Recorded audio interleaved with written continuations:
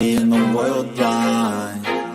Please, Lord, give me a sign, a sign. I feel like I'm losing my mind. Is everybody in the world blind? Please, Lord, give me a sign, a sign. I wanna be the greatest. Everybody on the fake shit. I look around and feel like everybody is the fakest. I make this every day and I'm impatient, hoping one day I blow up from the basement. Statement, the top is so vacant. I don't hear shit that I think is amazing. Waiting for my day when I'm playing sold out shows for 1,000 faces. Hey, give me that crown, get in my way and to be put down. It ain't your place, all this my town. If I want that shit, then I'll get it right now. I'm losing it, the noose it fits. I'm losing shit, a stupid myth. You choose to live or choose to dip. You choose to fight or lose your grip and lose a gift. I feel like I'm losing my mind. Is everybody in the world blind? Please, Lord, give me a sign, a sign. I feel like I'm losing my mind. Is everybody in the world blind?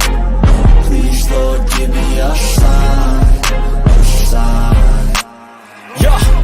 There's no mercy in this world, just hunger-thirsty persons in different versions. Each new update, that shit worsens. Why?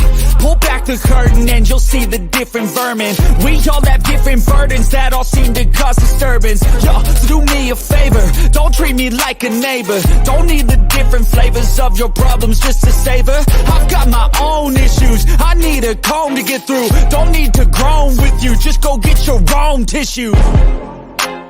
I feel like I'm losing my mind. Is everybody in the world blind? Please, Lord, give me a sign, a sign. I feel like I'm losing my mind. Is everybody in the world blind? Please, Lord, give me a sign, a sign. That's it, the end of the song. Next time you'll sing along. Trust me, there's nothing wrong. I just need to carry on, cause society's a myth put there to make you sit. Listen to what they give. Don't ask questions, shut your lid. Yeah, don't ask questions, shut your lid. I need to run away from this and go get off the grid. Feel like my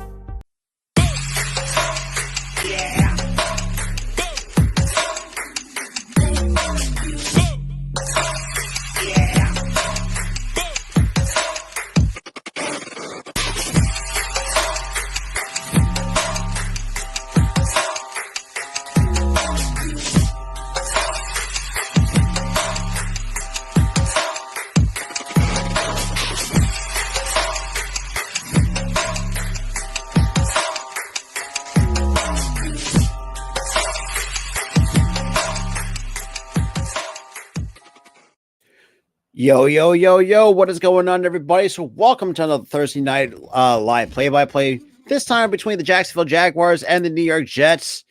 Obviously, two teams, obviously with different playoff destinies. Obviously, with the Jags, with the win tonight, will put them at least at this point, closer to clinching or in chase of a AFC South division title, which, I've seen, kind of my thoughts on the AFC South, which is one of the worst divisions in football, but that's besides the point. But before we get into kickoff, though, if you guys are new, make sure you hit the like button, make sure you hit that subscribe button, make sure to ring that notification bell so you guys will not want to miss any of the upcoming content to the channel. Well, that being said, we're going to get ready to right into kickoff in about just a couple of minutes. So obviously the Jags don't have Trayvon Walker, Fatu Kazi, and I think somebody else. They don't have like the three key starters, but I don't think that should not be a problem for the Jags. But the Jets coming off must be probably one of the most tough losses against the Detroit Lions. Yeah, that's kind of going to set the Jets back a little bit, try to get a playoff spot.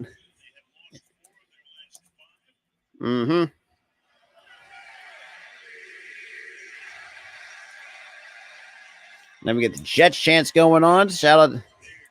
And we are underway in MetLife Stadium, and Jacksonville is going to let that be a touchback. It's going to be 1st and 10 at the 25-yard line. So here comes Trevor Lawrence and the offense. Trevor Lawrence so far in the last 3 to 4 weeks have been looking pretty good. So the last 6 games for Trevor Lawrence, a 4-2 record, a 70% completion percentage, 280 pass yards per game, 14 touchdowns to 1 pick, and a rating of 111.12, which is the highest in the NFL in the last 6 games for the Jags. Especially for Trevor Lawrence, who coming off a huge upset over the Dallas Cowboys in overtime in Duval County. So we got a 1st and 10 at the 25. And we'll hand it up to ETN. ETN will get close to looks like about 4 yards on the carry by Travis Etienne. So 2nd and 6 now coming up for the Jacksonville Jaguars.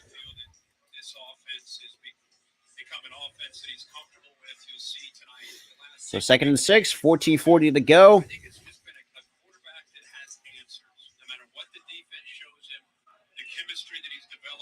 So we got ATN right now in the backfield for the Jacksonville Jaguars. Obviously, do not have James Robinson. And Etienne's not going to get much, so he's going to be stuck behind the line of scrimmage for no gain. So 3rd down coming up for the Jags.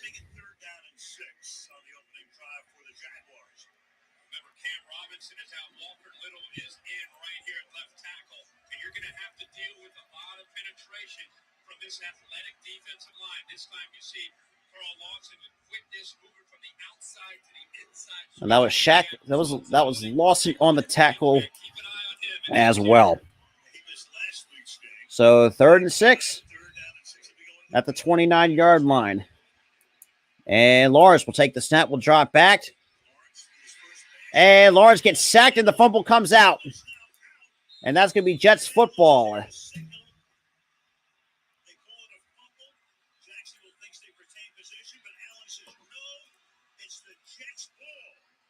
The Jets take possession of the football. So, all right.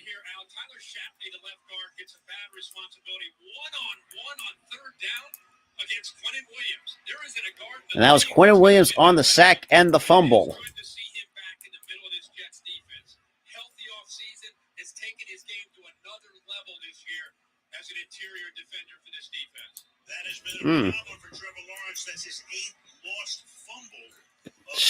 That's the one thing he's got that I think hopefully Lawrence has to clean up is the fumbles, because that's always the biggest issue. But so now we've got Zach Wilson to take over at the 18.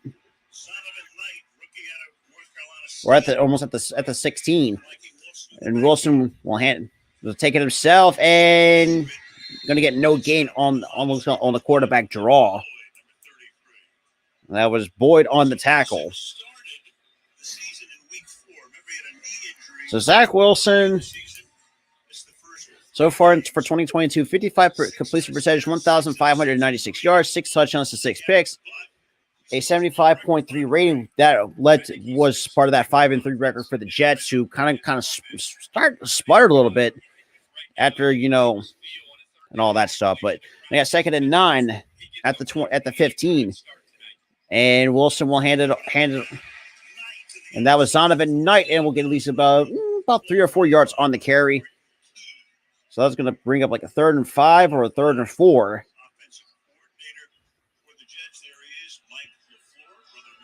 And Mike LaFleur, the offensive coordinator for the Jets.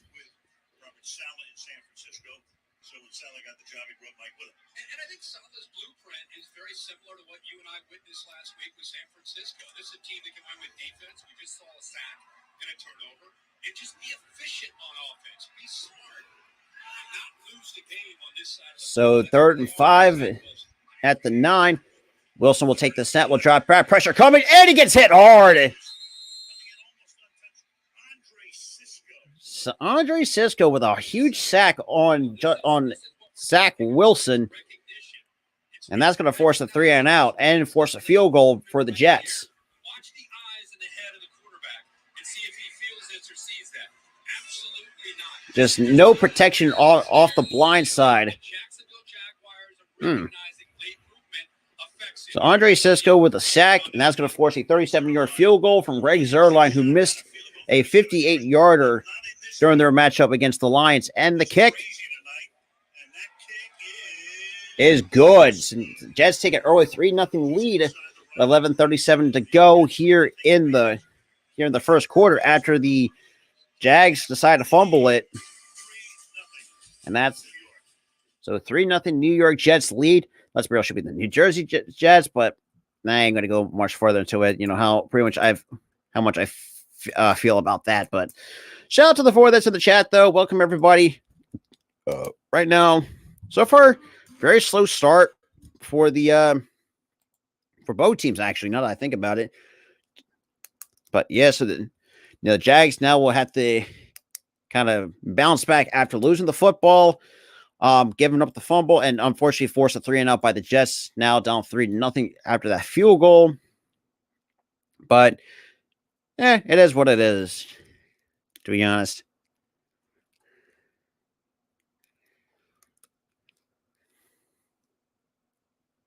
All right. And of course, we get these damn fucking commercials. Yeah, like I said, going back to what I said, the Jags have an opportunity with a win tonight will put them much closer to winning an AFC South title, which, I've actually kind of talked about this a couple of times where the Titans are just collapsing like before our very eyes. Look, Mike Vrabel is a good head coach, but just the surrounding, Tannehill ain't it because he's done for the year. Now with Malik Willis is pretty much just going to start for the rest of the season. Titans fans, that doesn't really want to sound too great because Malik Willis has not really shown in a short sample size to be a good quarterback, but there's going to be some developing to do. But the Jets, like I said earlier, coming off a tough loss against the Detroit Lions, who are also fighting for a playoff spot as well. So but it's just, the Jets, that loss to the Lions kind of really just, I would say end their playoff hopes, but kind of just slowed it down a little bit, if that makes sense. But we're back from commercial break. Hope everybody is having a safe and wonderful holiday season, no matter if you're celebrating Christmas or Hanukkah. So shout out to everybody, though, at the same time. And I forgot. Oh, shit. So...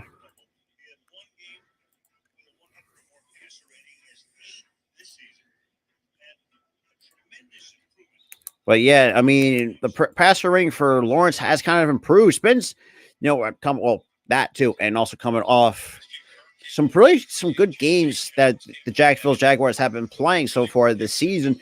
Even though, despite the fact they're 6-8, better than what they were a year ago.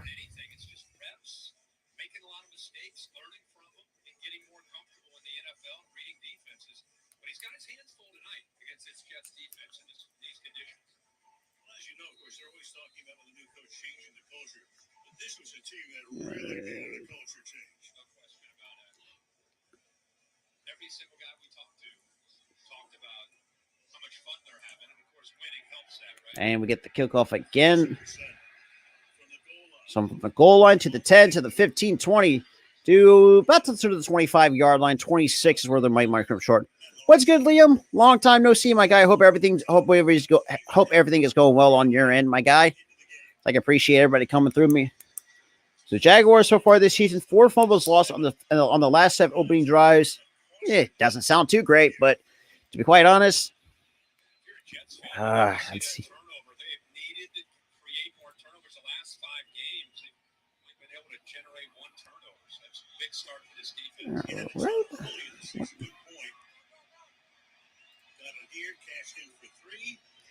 And Lawrence to throw and completes it.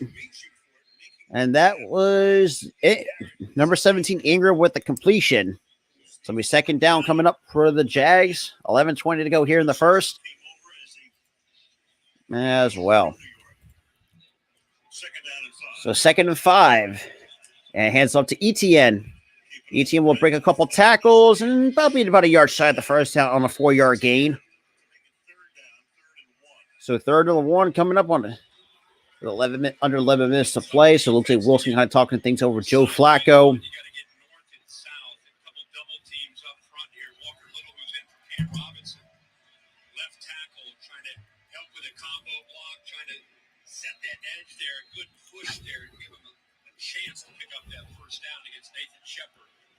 And that was Nathan Shepard on the tackle.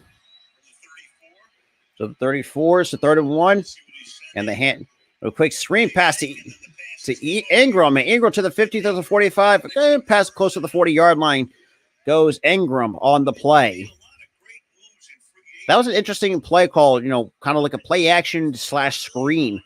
Kind of like a dump off screen and gets the completion.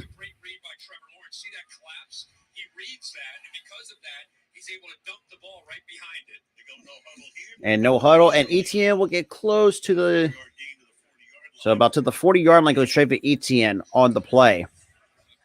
So about 10 minutes to go here in the first quarter. It's a 3-0 lead for the Jets. I completely forgot to make my pick 'em on that one. So yeah, well, that's the first time I actually screwed up on that one. But that's in the end. I don't care. So we got 9:45 on a 2nd and 6. 2nd and 6.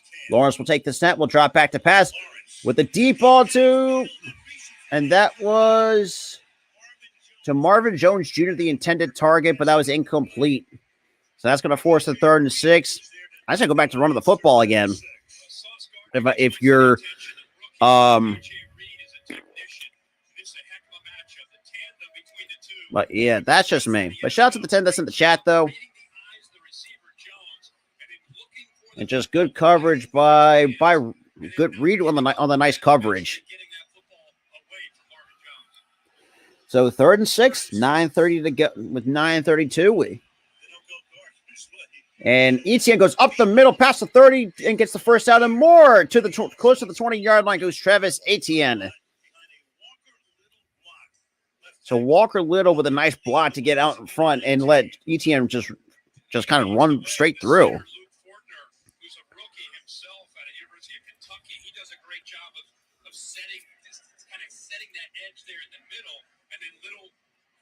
And obviously Little coming in for Fatukazi, part of that offensive line, and obviously not having Trayvon Walker, one of the better edge rushers. It's not going to hurt them, but I mean, it would be nice to actually have them. So on the reverse jet sweep to Christian Kirk, and we'll get about 3 yards on the carry. So I'll be looking 2nd and 7 now coming up for the Jacksonville Jaguars. So Christian Kirk right now, 26, 2nd round draft pick by the Arizona Cardinals out of Texas A&M. Now, originally, when I looked at obviously with the contract that the Jags gave him, a lot of people say, it was an overpay, but the kind of season that he's had, he's like living up to that contract. So we got a 2nd and 6, 8:15 to go here in the first quarter. Looks like at the 18 or the 17. And Lawrence will take it himself. And we'll just get a couple of yards. And that's going to bring up a 3rd down for the Jack. So C.J. Mosley right on the tackle.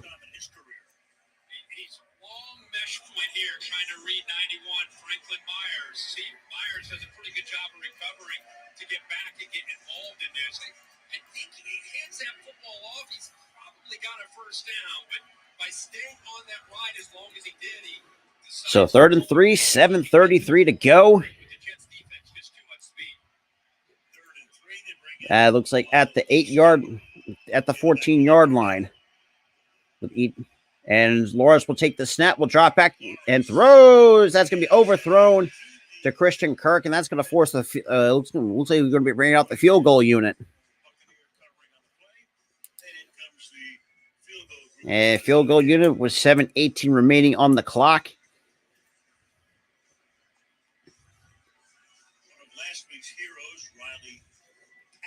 So Riley Patterson, like I said, going back to what I said about last week, forced an overtime field goal against the Cowboys, and unfortunately, so this is from 32 yards out, and the kick It is good. It's going to be easy tonight. That one is just good inside the left upright. And the swirling. And that stops the clock at 7:15. Now the Jets.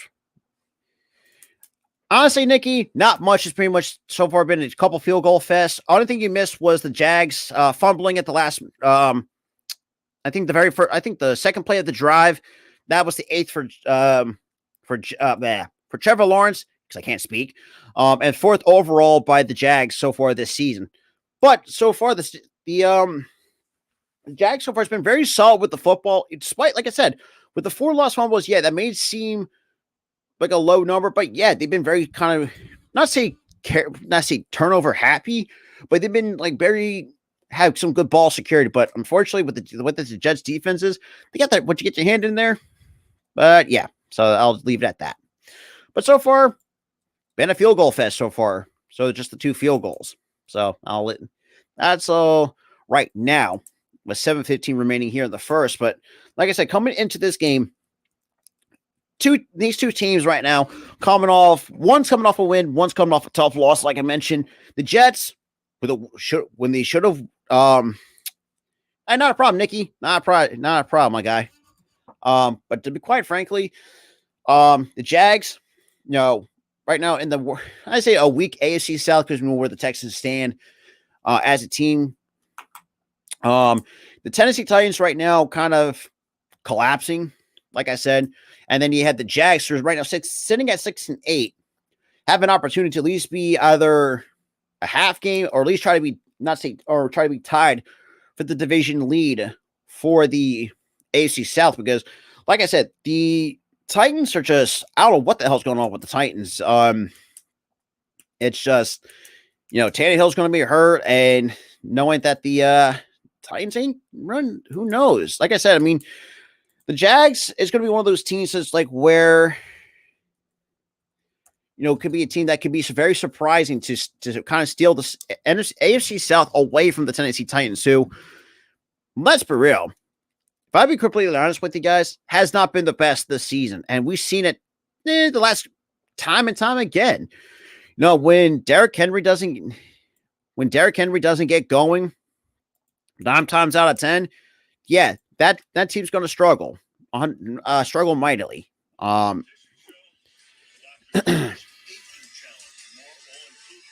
But yeah, so far, combined 6 points on 2 field goals. And it's kind of wind and rainy in East Rutherford, New Jersey. And New York, the Jets are just going to let that bounce into the end zone. They said it was going to really pour, but it's been mainly this sort of light rain in the area for the last hour or so. Oh, damn. Toughest thing for a quarterback. So 1st and 10 for the Jets with 7:15 here in the first. Even receivers rather have it where it's cold, but not the wet and the wind. The wind's a game changer. So 7:15, 1st and 10 for the Jets, who so far played some solid defense. Running back is And Zonovan Knight in the backfield. 1st and 10. Wilson with the play action with the pressure coming, and he's going to unfortunately have to spike it into the ground. That stops the clock at 7 minutes and 11 seconds. So that's going to force a 2nd and 10 after looking like a blitz was coming from the basically from the Jacksonville defense, who their defense isn't the greatest, but the last couple of weeks that the Jacksonville Jaguars have been playing some really good, solid defense, even though, like I said, their defense isn't bad, but isn't great at the same time. But I think their defense could use a little work. That's all I'm saying. So we've got a 2nd and 10. Wilson will take the snap. We'll hand off to Knight, and Knight will get about 3 yards on the carry. So that's going to break up a 3rd and 7. Could be 3rd and 6 if it's a 4-yard carry. And then obviously with Mike White still dealing with fractured ribs, and you got to give where credit is due, where. But yeah. So Mike White so far 62% completion percentage, 952 yards, 3 touchdowns to 2 picks, obviously, and then Joe Flacco is this backup right now for the Jets. So 3rd and 7. Third down and 7. Wilson will take the snap with the pressure coming. Throws and completes it. So first down, a lot more past the 50 to Tyler Conklin, one of their other tight ends. So right now, the Jets going to the Jacksonville territory. So obviously, we get a pick play.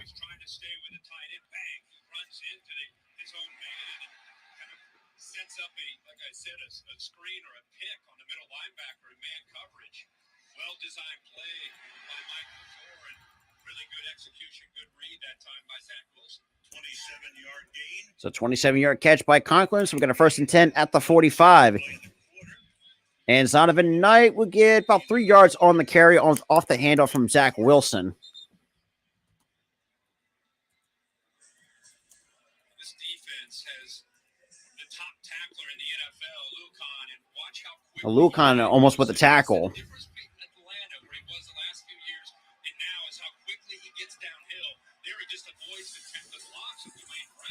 The Foyer side, Olukan with a nice tackle on Zonovan Knight. Out of Yale, that's so 2nd and 7. Wilson. Oh, so that's Flacco, and we get a penalty. There's a flag on the play. So let's see what that penalty marker is. So we get a false start on the Jets. And there's the everyone but the center. Weird. That's still a weird penalty for me.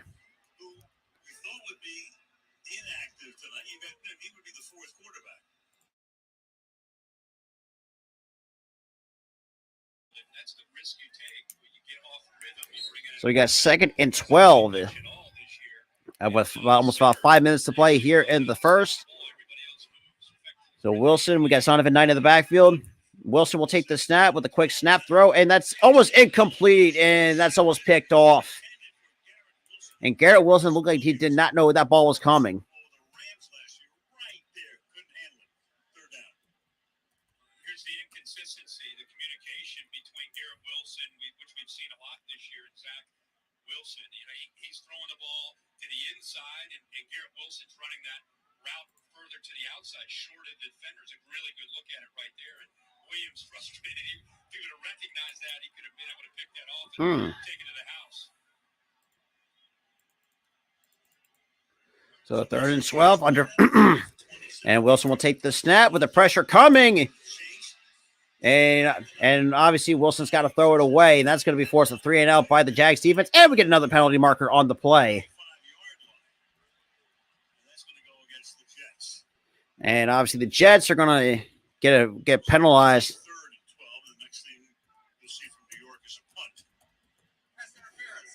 So offensive PI on the Jets, and that's going to be declined. That's going to force a 3 and out.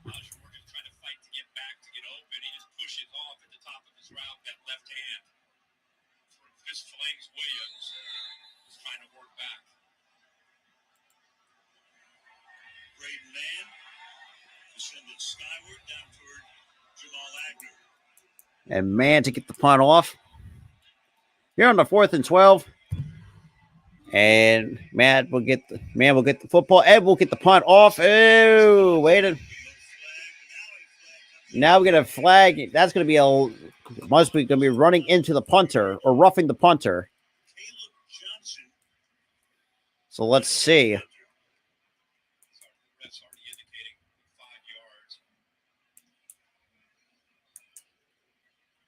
So let's see.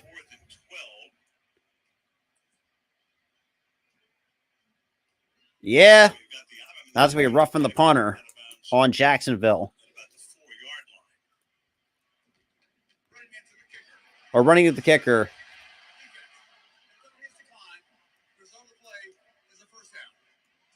So it'll be an automatic first down for the Jets. Oh, sorry. Now the Jaguars are going to are now pinned deep into their own territory. We're actually at the goal line, but that was just dumb. Like, it's just like, I don't know why players don't realize to not, I would say, peel off at the, I would say, not like I say, peel or veal off when the punter gets the punt off, but that's just me. But it is what it is. But that was just a dumb decision by the Jags to really do that. So now it's going to be a first and 10 for the Jags at the Jets goal line. Good God. Kind of like sucking on air a little bit. So my apologies for that. But yeah, so we're going to have to see how the Jags are going to respond after getting pinned back. So we'll see how that goes. But to be quite honest, I think we'll see. Well, like I said, we'll see what happens at the same time. Oh, shout out to the 7 that's in the chat, though. Welcome, everybody. Some Thursday night football. So it's been a pretty decent game so far, despite, one penalty. Well, technically 3, but 2 one's was accepted, one's declined. But so far, overall, just 1 penalty in general wasn't either accepted or declined. Obviously, just an actual penalty. But but yeah, I'll just leave it at that. But yeah, like I said, I mean, it's crazy like how this year has gone on so far, especially when just teams that are surprising.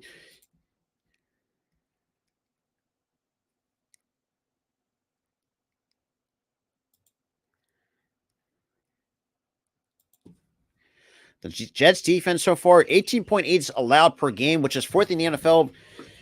But since 1970, no team has finished in top 10 in points and yards the year after finishing last and both. So that's interesting.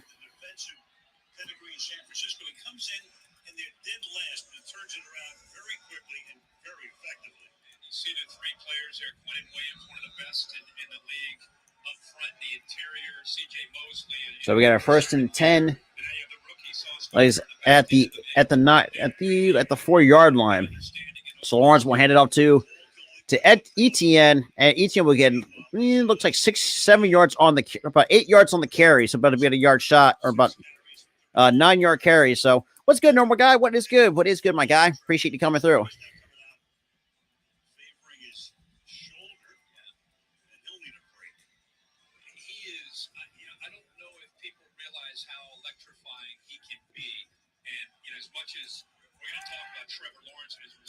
And so 2nd and 3. And another handoff. And that's JaMycal Hasty. And he gets enough for the first down. So that's going to be under 4 minutes to play. And Etienne looks like he's getting worked on the sideline. So let's see.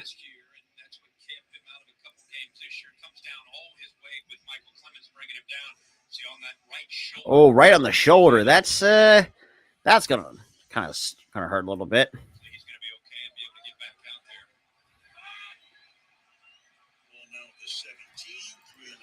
So 1st and 10 at the 17.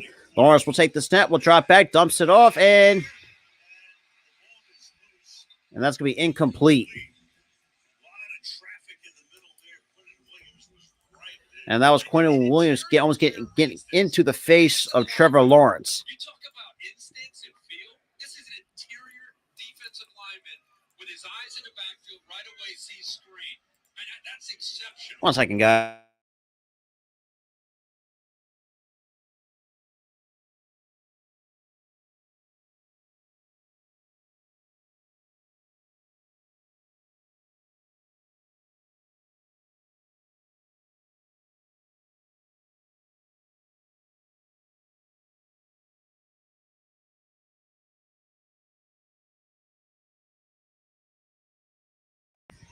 And Lawrence will complete it. And that's going to be another first down for the Jags on a nice completion by Trevor Lawrence. All right.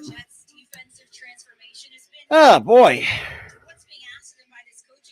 So, Jeezy Mosley, so right now, 8th season, 110 games played, 11.5 sacks, 11 picks to 8 forced fumbles.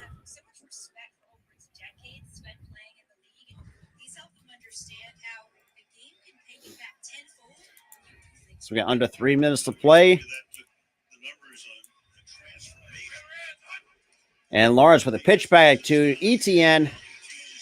Oh, Etienne gets hit hard and will at least get 4 yards on the carry. And that was Whitehead on the tackle.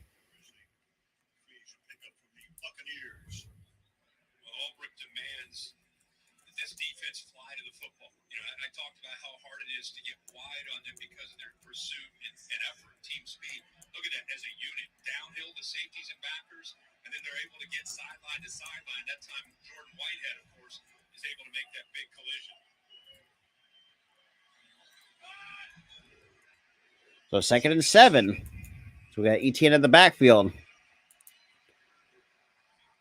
And Lawrence, it completes it over the middle to Ingram for a first down past to the 35-yard line.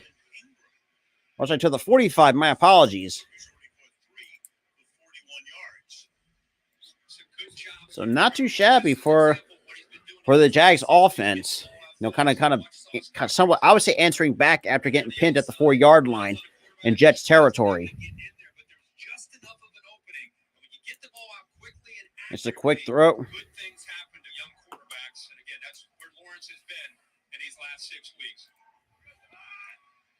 Not often do they go Gardner's way. 1st and 10.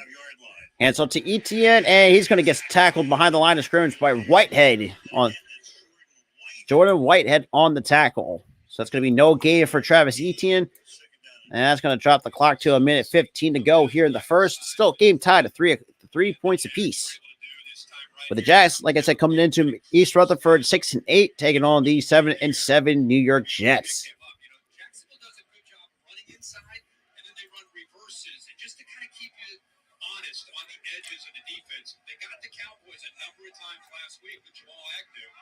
It's just a nice wrinkle that they had along with their play-action pass game.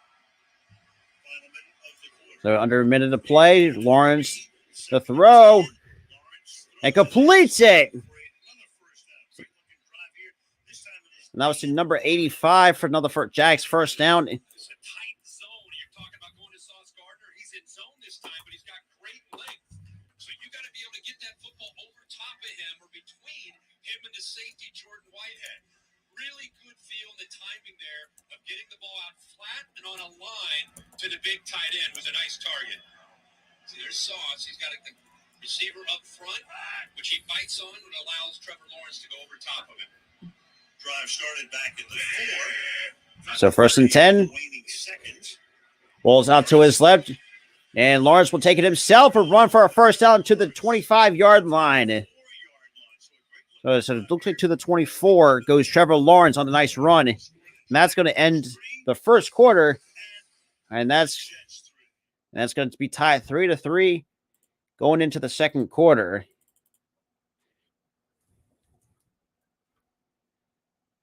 All righty. Not too shabby so far. I think probably another better Thursday. Like I said, better another Thursday night games I've seen. Because let's be real, the primetime games that we've seen with teams that not great, like the Broncos and shit like that, they don't deserve to be on primetime. Let's keep it real here.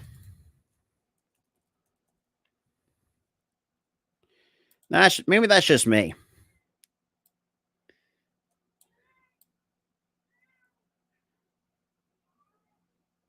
Alrighty.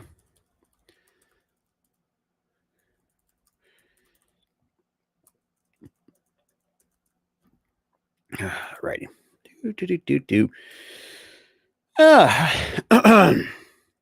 A shout out to the 3 that's in the chat, though. Like I said, appreciate everybody that's coming through at the same time for some Thursday night football. Let's just.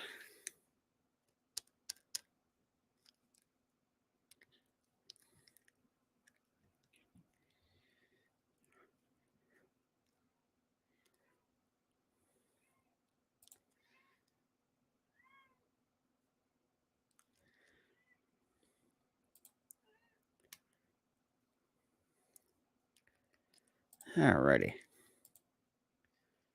Shout out to the 4. Shout out to everybody though. Maybe just coming in, just hanging out. I agree.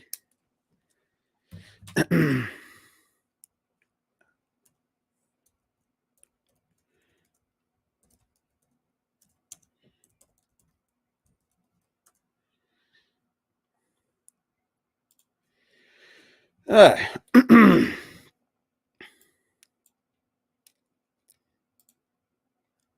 of course, these weird animated show that's they're showing right now. I don't know. Vox, The Legend of Vox Machina. What the hell is this shit? I don't know anymore.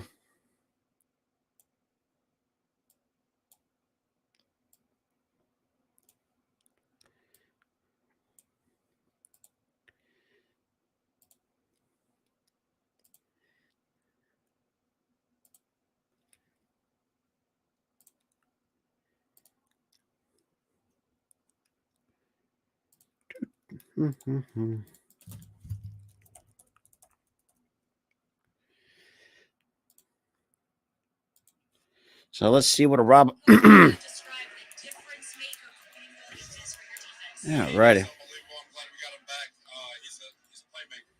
Your defense has created opportunities. What do you need your offense to do to capitalize? Same thing. Just move the chains, get first down, score points. We still scored 3 on the takeaway. We got to find more. Thank you. All right, thank you, Kaylee. Upstairs, Al Michaels, Kirk Herbstreit, Big 16. So we got a 1st and 10. Looks like at the 25. And Lawrence will hand it off to ETN. We'll get only about a yard. That's all he's going to get on a tackle by number 50 by Johnson the second. And Jermaine Johnson the second on the tackle. Oh my God! At the end of the quarter, pebbles come up. The pebbles come from the artificial turf. And obviously on the tackle. Made sure he ate those pebbles. Goes in for a facial between first and second. So it's 2nd and 10. You're going to empty backfield with a 5 wide out set. Lawrence will take the snap. Will drop back. Will roll out to his right, and at least you get. I think he might have gotten it, but I think he might be about a yard short of the first. So been about a yard short of the first down. So it looks like a 9-yard run. This is the aspect of his game people don't really appreciate yet in the NFL. In the college game, we saw this, and it's an area where he really grew in college, is using his feet. That pump fake there and then extending the ball allows him to get that first down. But his Or at least they actually gave him the first down. Okay. So 1st and 10, 13:47 to go at the 15. Hands off to ETN. ETN will miss a couple tackles and we'll get about 4 yards on the carry. So it's going to be 2nd and 6 now coming up for the Jags. Right now with a 12-play drive for 85 yards, 6 minutes, 10 seconds of time of possession for the Jacksonville Jaguars so far on this drive.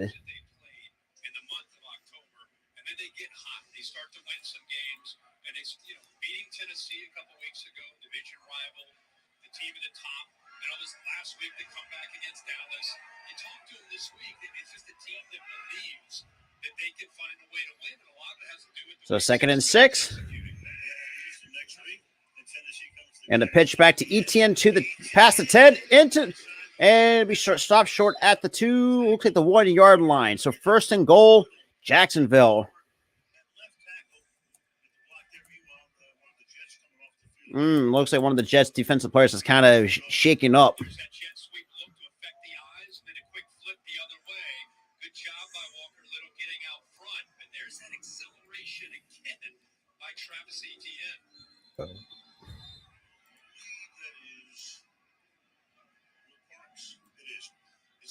So Will Parks, look, he's kind of.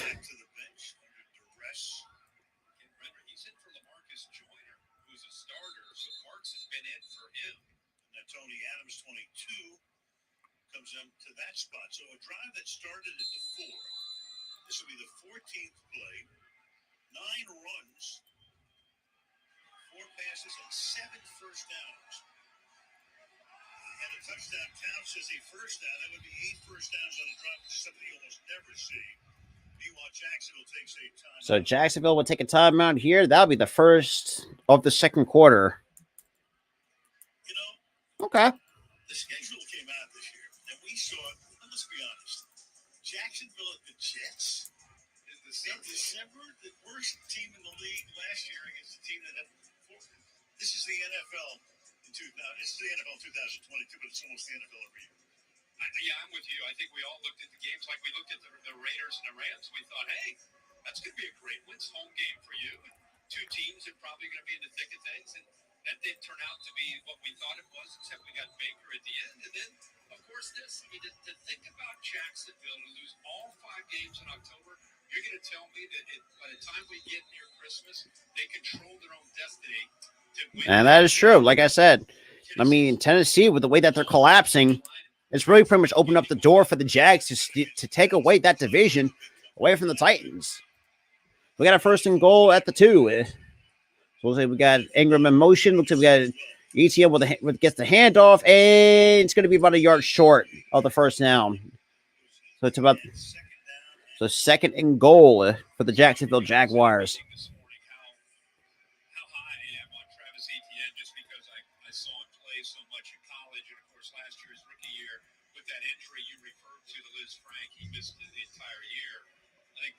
Starting to see him get healthy and what he can do. He is not just a speed guy. He can lower his shoulder and run physically. And hands off to Etienne again, who bounces to the outside and about a half yard shy at the goal inside the goal line. So 3rd and goal looks like at the half yard line. Now, probably the one play call I would say, if you're at the half yard line, QB sneak it.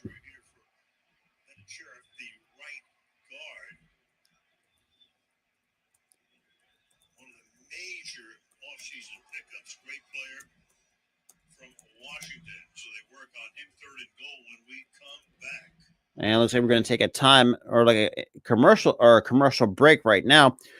With an opportunity, the Jags kind of open up knocking on the door to increase their lead over the Jets, who right now, like I said, kind of sputtering, since having off that good start in the first half, but according to the second half, just has not been played some solid football.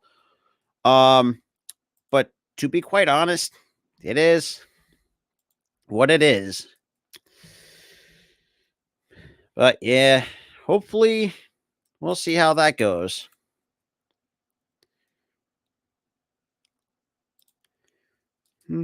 But yeah, shout out to the 6 though that's in the chat though, and especially from just overall, appreciate everybody coming in at the same time for some Thursday night football, and I will be live again for Monday Night Football between the Colts and the Chargers.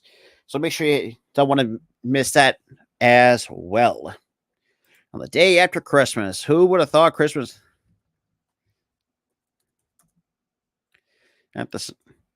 But yeah.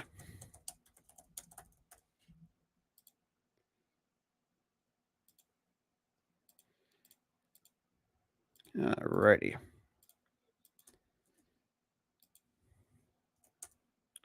There we go.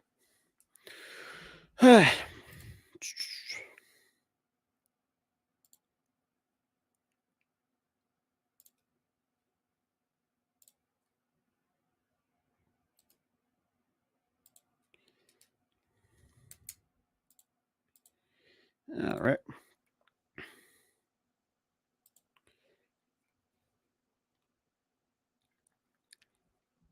All right.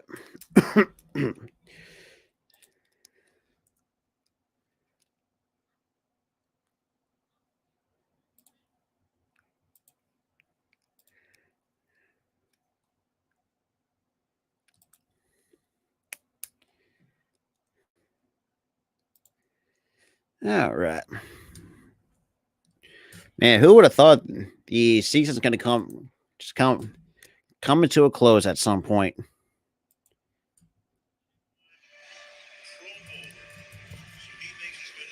So sure, and Brandon Scherf is right now the injured player. That's the now Blake Hance now has come in.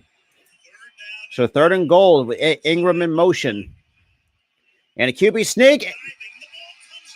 And the ball comes out. And still, however,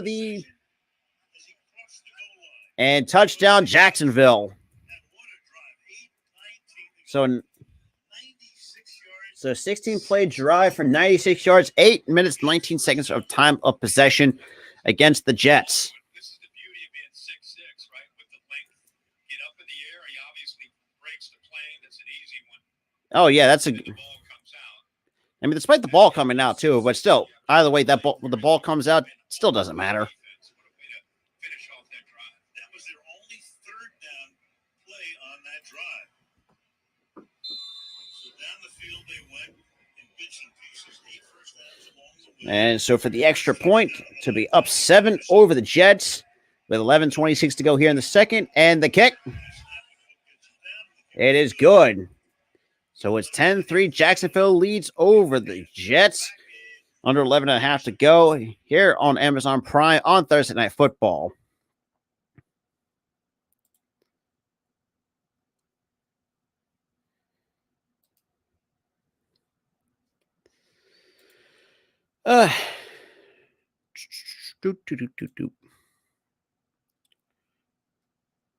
So let's do that. Yeah. Ah, boy.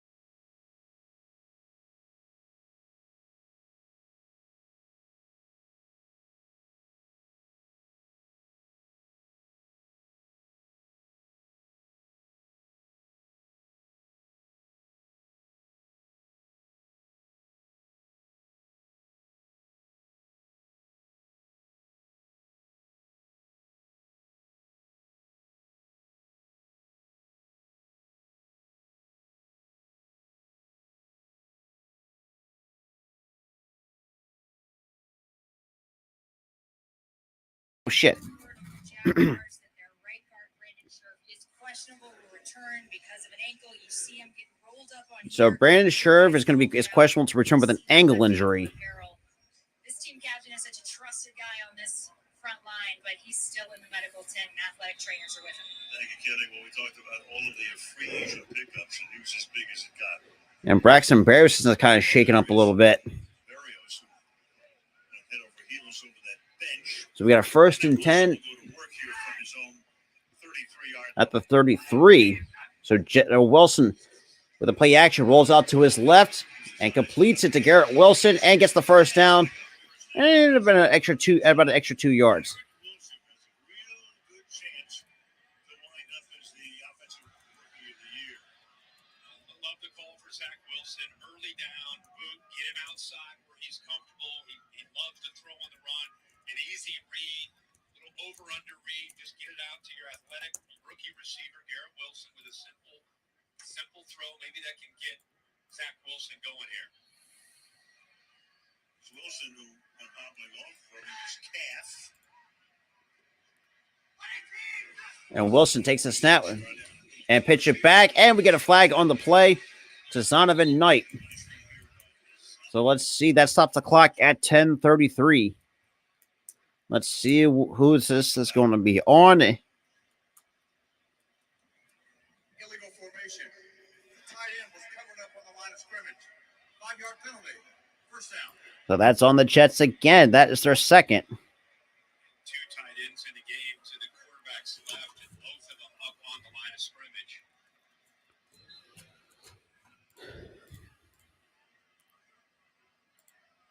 So trying to work his way back in. So now 5-yard penalty. Now it's a 1st and 15 for the Jets. 10:20 remaining. It's a 7-point game at the 39-yard line. Wilson will take the snap with a play action. Time in the pocket, throws and completes it to Knight again and gets the first down.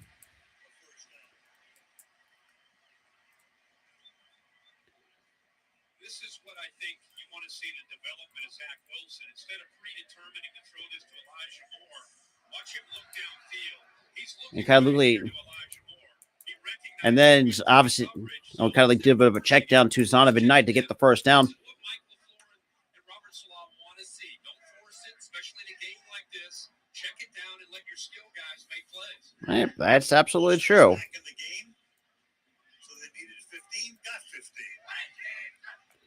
And Wilson with the pitch back to Knight. Knight's going to lose about a couple yards. Breaks a couple tackles, but that's not going to matter. He's going to lose about like 3 to 4, looks like 4 yards on the carry. And that was Rayshon Jenkins with the tackle. Now, Rayshon Jenkins, if everybody's not seen my TikTok, which is linked down below. Obviously, with the game-winning pick 6 against the Dallas Cowboys. So,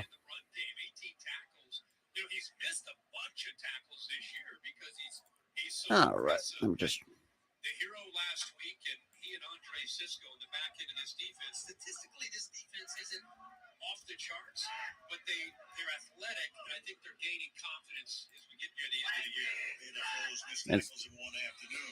year. And we get a penalty marker on the play. Stops the clock at 8:47.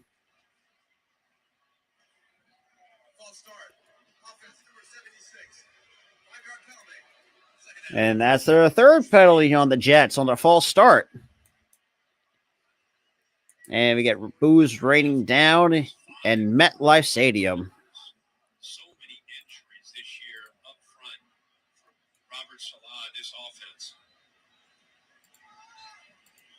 You look at a lot of teams that have had problems this year. It does start normally with an offensive line. Jets in the weather, at least to this point, 7-7. And Wilson takes a snap. Will drive back on the 2nd and 21 with the pressure coming. Steps up with the deep ball. That's going to be incomplete. And that was to Corey Davis, the intended target for Zach Wilson. We just bragged about how he's coming off of the deep throw, right, and not getting greedy and forcing the ball. And then a couple plays later, he ends up forcing it and throwing a ball. And almost got picked up by Darius Williams, just slightly out of the hands. To knock it away. Yeah, Williams almost had his second pick of the night. Missed on the first one. See the rain coming down right now. They expected a lot more. Might get some before the night is done. Michael Carter down in the backfield. So Michael Carter, Wilson dumps it off to Carter. And Carter's going to get knocked out of bounds, so that's going to bring up a 4th down and, I guess, 4th and long. So Sheriff's out of the tent. I hear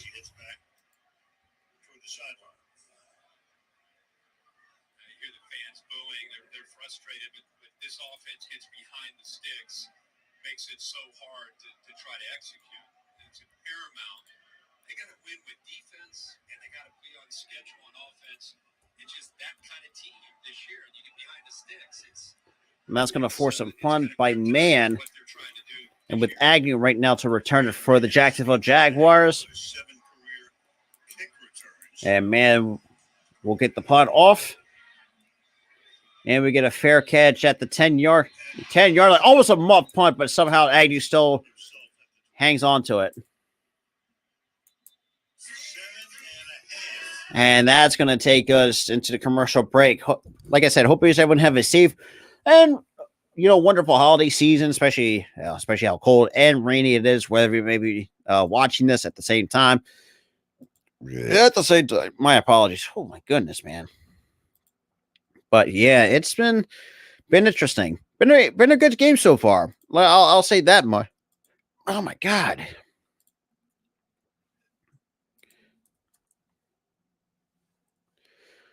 All right. And of course, I get a weird ass commercial for like a band tryout or whatever. But shout out to Nikki Steve's coming in. Shout out to Liam Wolf that's in the chat. What's good? And shout out to Normal Guy. Shout out to everybody that's been either watching the stream. Make sure you hit the like button. At the same time, we're also coming to you live on the Hardcore Sports Network as well. Let me actually give Randy the link here. Give me 1 second, guys.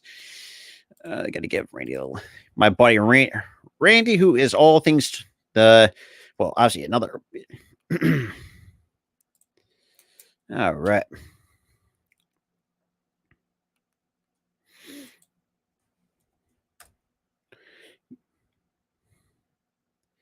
All right, so I got him the link. So I'm going to have another guy with me at the same time. So shout out to, so we're going to have him on as well.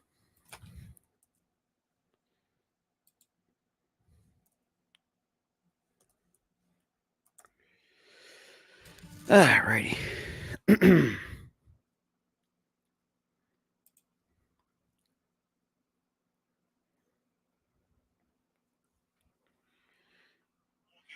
Obviously, the general manager for the Jags, Trent Baalke's now in attendance.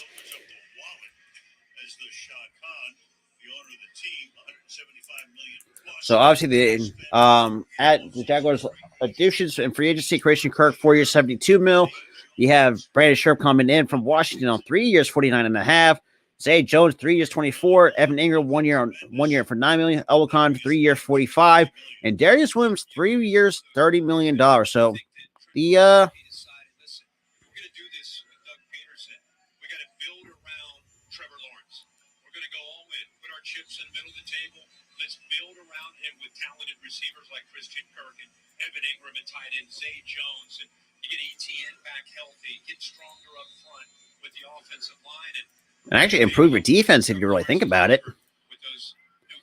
So we got 7:39, so we got a 1st and 10 for the Jacksonville Jaguars.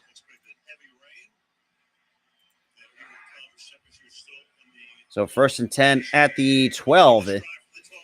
And hands off to ETN, and it's going to lose about a yard on that run. So Nathan Shepard on the tackle. Yeah. Yeah, almost lost the football. And that's going to be like the worst case scenario you want to have.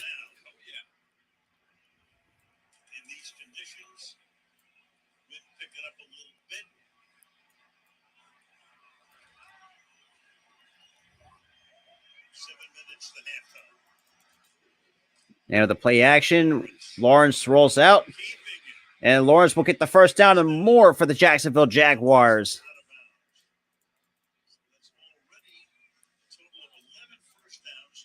So 11 first downs for the Jags. Right now, just kind of putting their own against the Jets, who, like I said earlier, have been kind of sputtering. Right now in the midst of the AFC. To get an AFC playoff spot. Like a baby giraffe. This guy can go. He has got great speed, and he will make you pay for it. More like a gazelle. 10-3 the score. First down here. And hands up to ETN. We'll get about 3 yards on the carry, close at the 29-yard line.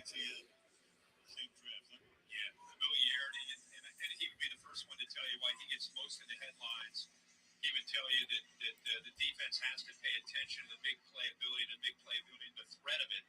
Not just running the ball, but Travis Etienne, as people will see, he's really a receiver playing as a running back. He has that kind of skill with soft hands and route running. So he makes that defense have to keep their eyes on him and makes his job much easier at quarterback. Huge disparity in plays, possession, yardage. And quick to Ingram to the outside. We'll get the first down and more. Breaking tackles all the way, and that's going to be a first down and good chunk of yardage. Man. And it's looking like CJ Mosley kind of just. Receivers blocking for the tight end. And there's just a rhythm to this offense. Just get the ball in space. Look at Christian Kirk. Look at Zay Jones. And good blocking by Kirk and Zay Jones. I guess the Raiders are going to punch themselves for letting Zay Jones. So a 36-yard gain. So Ingram's got 4 receptions for 77 yards for the Jags. About 5 minutes to play here in the second quarter.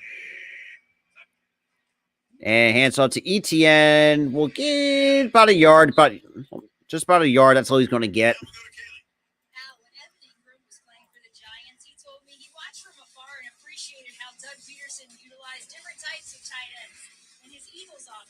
So then when Ingram was on the free agent market this offseason, he saw a really big opportunity in Jacksonville. Honestly, 28-year-old from Ole Miss, 23rd overall pick by the Giants. Obviously came to, like I said, to the Jags on a 1-year deal. Wouldn't be surprised if he gets an extension by the Jags. I think he's been a very solid tight end for the Jags, if I be quite honest about it. And with the play action again. And that's going to be complete, but that's going to be loss of a couple yards by Thomas on the tackle. And that's going to bring to the 4 minute down to 4 minutes and counting. It's not just getting upfield. They love to get vertical, but it's eyes in the backfield. And we saw At the same time. And now you see it from Solomon Thomas, who has great intelligence. And Solomon Thomas with a nice tackle on ETN. So 3rd and 10. And Lawrence with a quick snap. Good blockers out in front to Christian Kirk, but it's going to be short of the first down marker. And that's going to bring up a 4th down under 3.5 to play. I don't know if they're in field goal range. So then again, knowing Doug Peterson from personal experience, so it looks like they're going to go take the field goal, which is smart because Resbriel don't want to risk it for the biscuit. So on a 4th and 3, from 45 yards out, 3 minutes to go, and the kick right down the middle. It is good. 13-3. Jaguars lead with 2:55 remaining here in the first half. But so far, been a very good start. It's been a very good game. Now, obviously, the Jets haven't really put up much points. But defensively, the Jets, they know what to do best, as playing some stingy defense. That's kind of what the Jets are known for. But at the end of the day, the Jets, I mean, offensively, they got some decent offensive weapons, but we saw that Denzel Mims hasn't really turned out to what the Jets would expect it to be. And then, Elijah Moore, we all expect to know what's going on with him. At the same time, asking one out from what do you call it?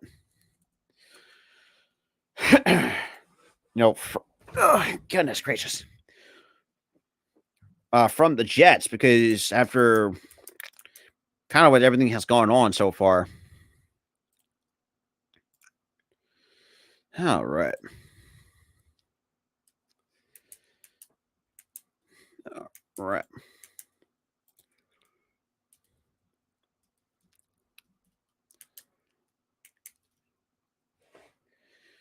And of course, I get a stinking peacock. Soap drama. Nobody cares.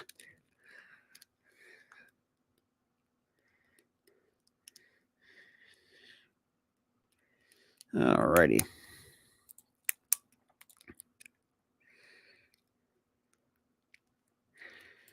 Yeah. But shout out to the two that's in the chat, though. Appreciate everybody coming through, especially if someone.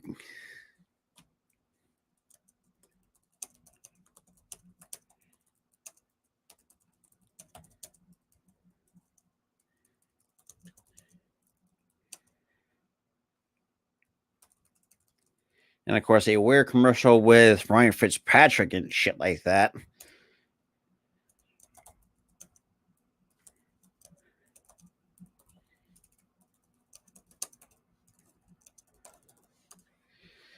All righty.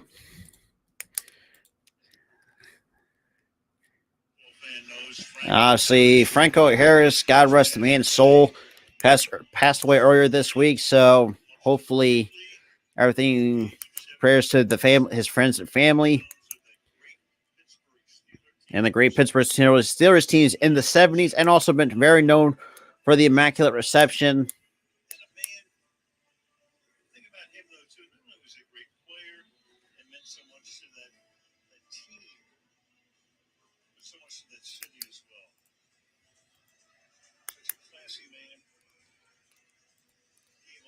All right, so I guess. And the Jets will take possession after this kickoff with 2:55 remaining here in the game. Mostly in the first half. And we get the kickoff here, and Braxton Berrios is just going to let that bounce at the end zone. So it'll be 1st and 10 at the 25.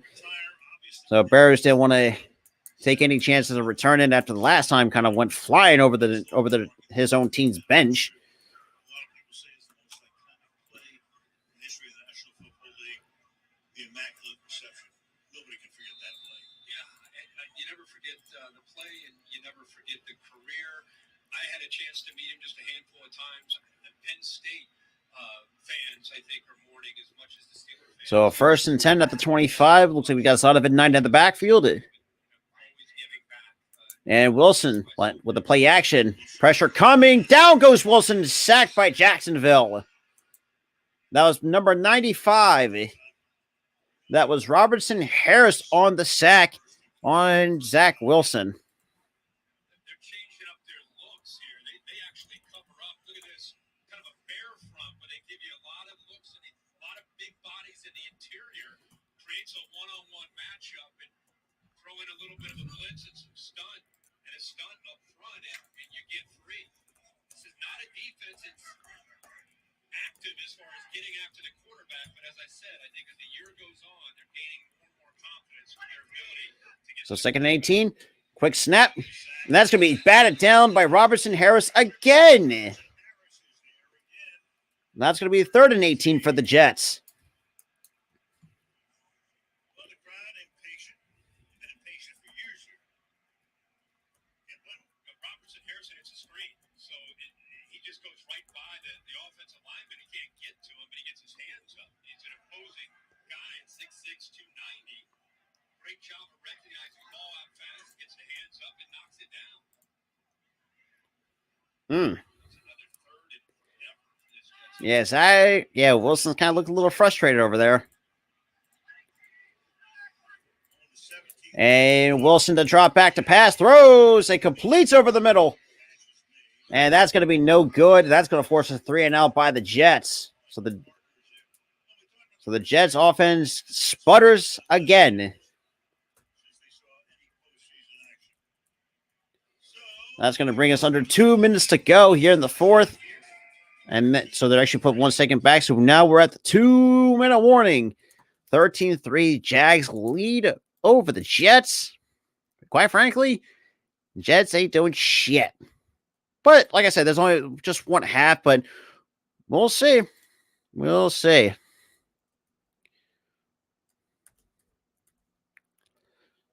But yeah, like I said, I am going to be also live again for Monday Night Football the day after Christmas with the Chargers taking on the Colts, who, let's be real, after all, that entire shit show that they put against the Minnesota Vikings so far in the second half, yikes. And the Chargers is one of those teams that's like, they're either just, I don't know, they're just so inconsistent. That's the way how I will describe the Chargers. Because quite frankly, Brandon Staley, I think Brandon Staley is going to be one of those coaches is going to be on the way out. And that's for sure. And like I said, I mean, Justin Herbert's still a good quarterback. Still got some good offensive pieces, but the defense, isn't there. Despite the fact all the moves that the Chargers have made, bringing J.C. Jackson, Khalil Herbert, resigning Jermaine James. I mean, just to name some of a few off that part of that defense, it's just not looking too pretty for the Chargers, who right now are holding a playoff spot in the AFC, because we know the AFC West, what we thought should be a competitive division, especially all the moves that the AFC West has made. That hasn't really been. It's been far from the truth. The only one that's been a consistent winner in that division has been Kansas City. I'm looking, the Raiders, exceeding expectations, because just been below expectations is what I'm trying to say. But that is just me. But quite frankly, that is not looking great. But yeah, now they're kind of showing that last time because obviously damn shampoo commercial. Blah.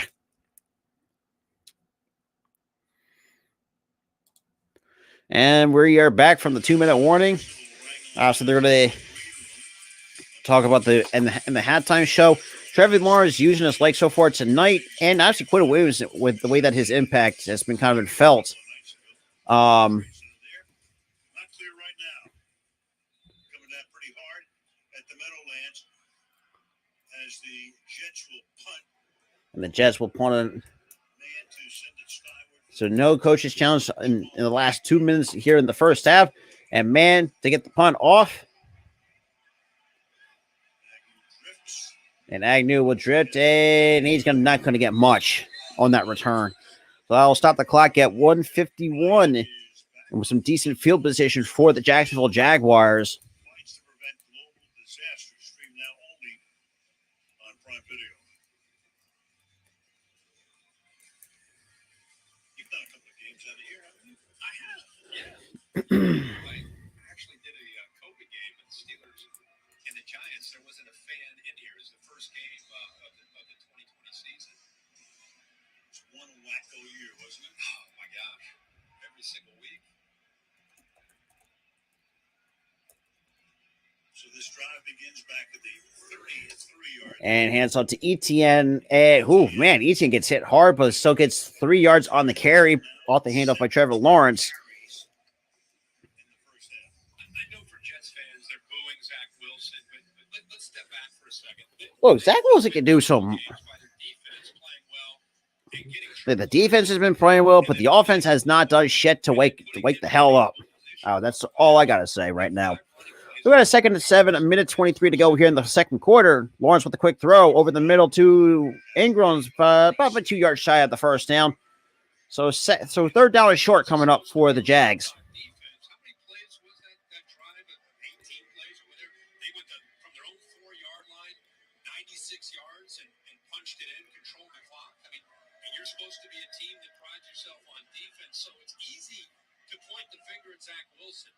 But I think right now, the defense, which is supposed to be a strength in the running game, they're non-existent. You need to stop here, otherwise. So 3rd and 1. Right to halftime. Quick snap Don't get the stop. to Etienne. Will break a couple tackles and we'll get past to the 45. And that stops the clock at 43 seconds remaining here in the second quarter. Well, the motion here really causes this. Watch the confusion by the defense. Now you got a line. Because like number 39 was in motion, and that kind of threw the defense off, and for Etienne to pick up a nice gain to stop the clock. Give Doug Peterson a tip of the cap with that execution. And to be quite frank, Setting that up and free. so Trevor Lawrence 10 for 13, 138 yards, From the 36-yard line. and Lawrence to take the snap will drop back, throws, and that's gonna be incomplete. Bursting through to force the throw. 2nd down and 10. And that's a win for Trevor Lawrence. He gets late pressure. Just throw this football away. There's no sense in trying to force it. No So sense Lawrence right now, obviously 10 for 14 for 138 yards. Etienne 17 rushes for 64 yards. Ingram 5 receptions for 83 yards. Seriously from Lawrence. Sack fumble, which led to a Jets field goal early on. So 2nd and 10. Been all Jaguar since. Hasty is in the backfield. And off the hands of Jermichael Hasty, and that's going to be incomplete. So 3rd down and 10 coming up for the Jags. A lot of the throws tonight from Trevor Lawrence have been quick throws to the outside. And the rhythm to what Doug Peterson's trying to All right, do. so 3rd and 10. Into the interior, they'll bounce it with some reverses, play action, but a lot of quick throws to the outside. I think that's the appreciation they have for the Jets' ability to rush the quarterback. They come in with sacks with 39 coming in to this game. Looking on, 3rd down and 10. So 3rd and 10. And Lawrence with the quick throw to the outside. And Etienne will get the first down. I'm sorry, apparently they're going to mark it short. It'll be 4th down and inches, and we're back in 30 seconds. So 4th and inches. So the Jags will take their second timeout after a quick commercial break. But shout out to everybody that was in the chat, though, man. I greatly appreciate everybody coming through at the same time. Oh, boy. At the same time. Let's just do this really quick. Yep. Control C.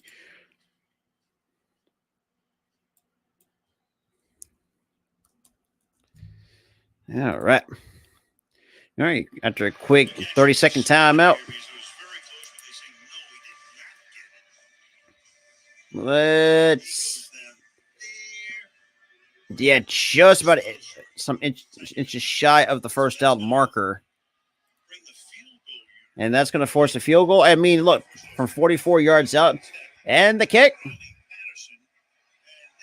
And that kick is no good. Just a foot to the left.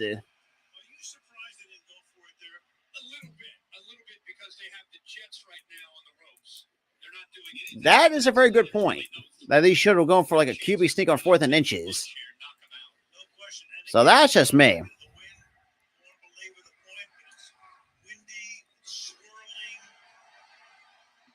Yeah, just barely missing the upright. Other than the sack on the opening drive where Lawrence lost the football and then this missed field goal, other than that, to be on the road in these conditions, it's been a flawless first half for Doug. True.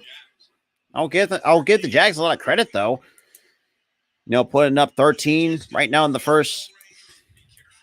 So far here in the first half. And then Wilson with the 1st and 10 will take the snap. Will drop back with the pressure coming.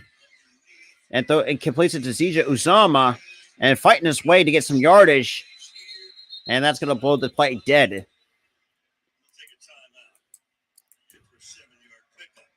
7-yard gain. And the Jets will take a timeout here to stop the clock at 15 seconds. And then he'll throw a ball that makes you go, oh my gosh, how did that happen? So maybe they're thinking he's got one of those in him here to get in field goal range, kind of like last week. He did go left through right, 40 yards. I mean, he had some chunk plays last week.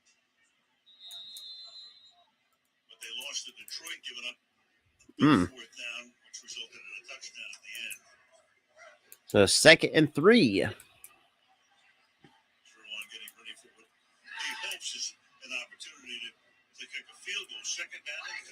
Second and 3. Wilson will take the snap. Will drop back to pass. And completes it. And that's going to be no gain to Tyler Conklin.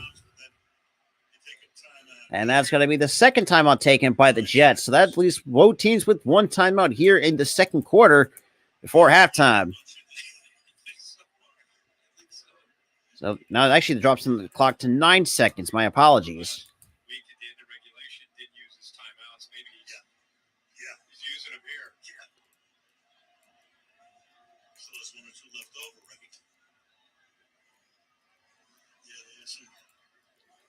Management at the end of the game last week.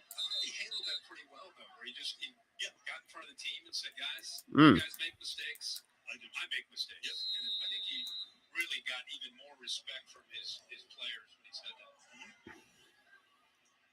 The second back on the clock, 3rd down and 3 with 10 seconds.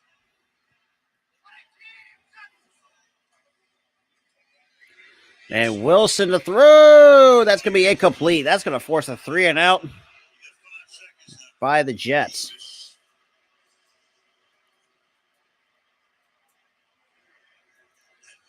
You want a chance to punt here or just take the snap and run around and kill the 5 seconds? He has time here to throw. And then he throws this one. Shout out to the 3 that's coming to the chat, though. So obviously the Jags, playing some solid defense against the Jets, and the Jets are going for it on 4th and 4. 5 seconds remaining here in the second quarter before the halftime break.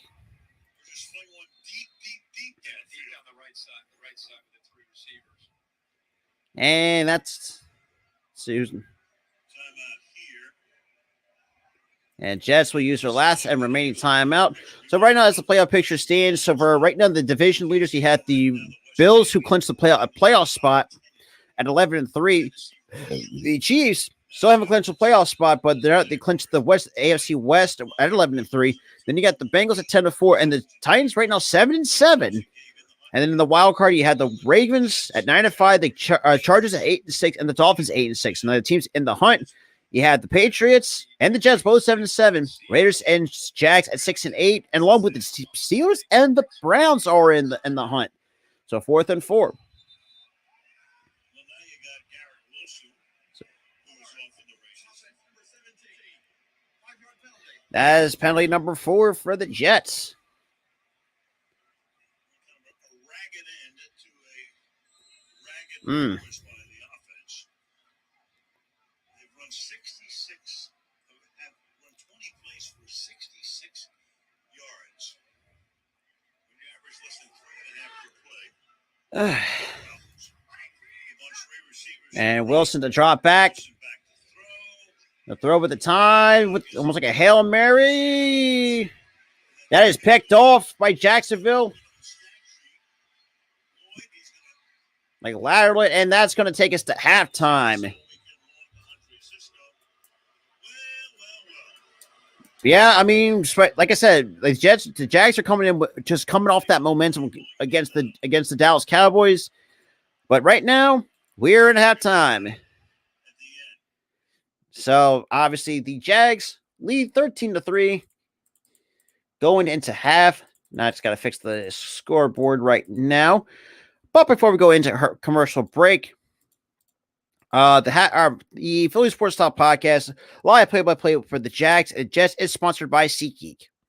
Have you thought about saving money on tickets, whether it's sporting events, concerts, wrestling events, etc.? Use my promo code Philly Sports at checkout to save $20 off your order. That is PHILLYSPORTS, Philly Sports, to save $20 off. Yep, ladies and gentlemen, make sure you check the promo code down below. That is all cats, Philly Sports, PHILLYSPORTS, to save $20 off of your order of any tickets, whether it's like I said, sporting events, concerts, wrestling events. Check that out. Make sure you don't want to miss out on the opportunity. And also check the link down below for Fanatics to cop yourself some Fanatics gear, and check out the Philly Sports Talk Podcast merch shop as well. Link is down below. But you know how it goes. We're going to take a commercial break, or a halftime break, I should say. I'll be back, so stay tuned and don't miss out on anything.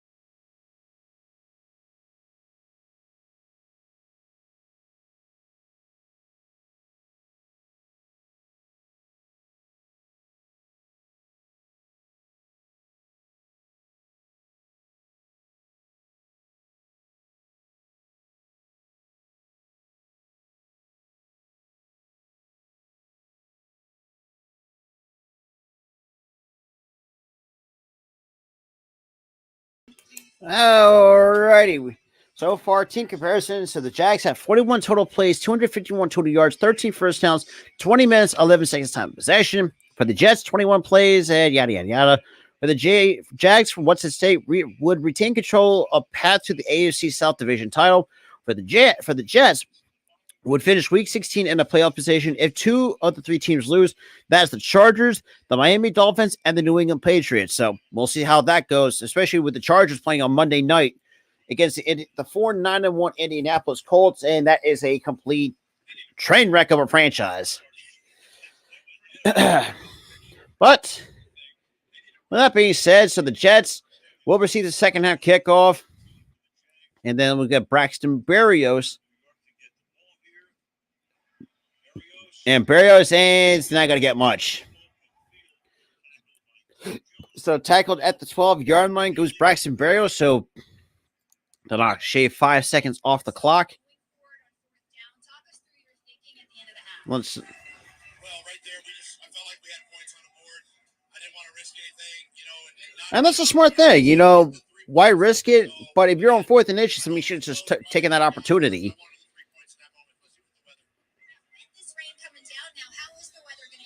And that is true. That is absolutely true. So we got a 1st and 10 at the 17. And Wilson will take the snap. We'll take a blitz coming, throws, and completes it. And that's going to be out of bounds, but still, that's going to be 2nd and short coming up for Zach Wilson and the Jets offense. And that was to Corey Davis.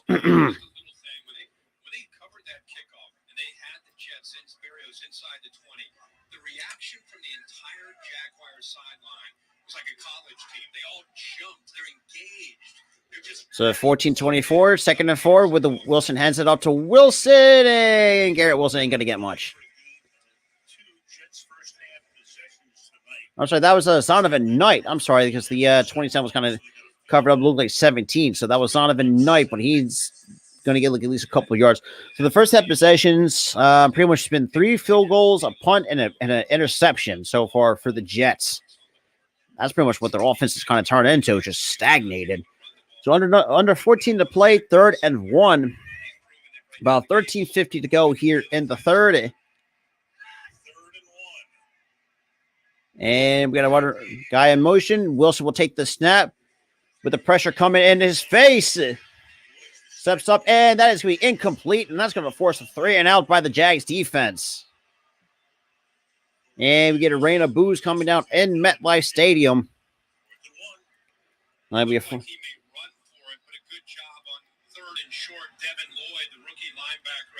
And that was Devin Lloyd on the tackle. Really good coverage, too, at the same time.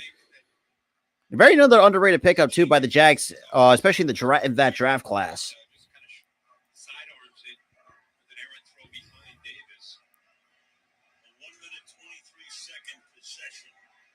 So 4th and 1. So obviously we're going to get man to punt it off for the Jets. And we get a penalty marker on the play. So let's see what the penalty marker is.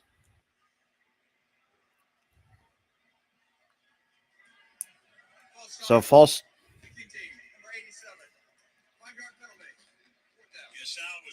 So that is penalty number 5 for the Jet, and that was on CJ Uzomah, the tight end.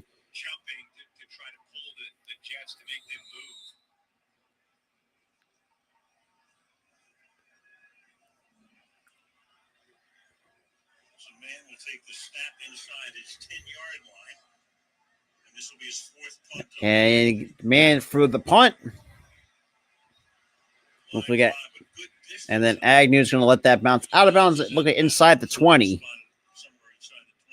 So our side 25. So we got 13 and a half to go. Trevor Lawrence.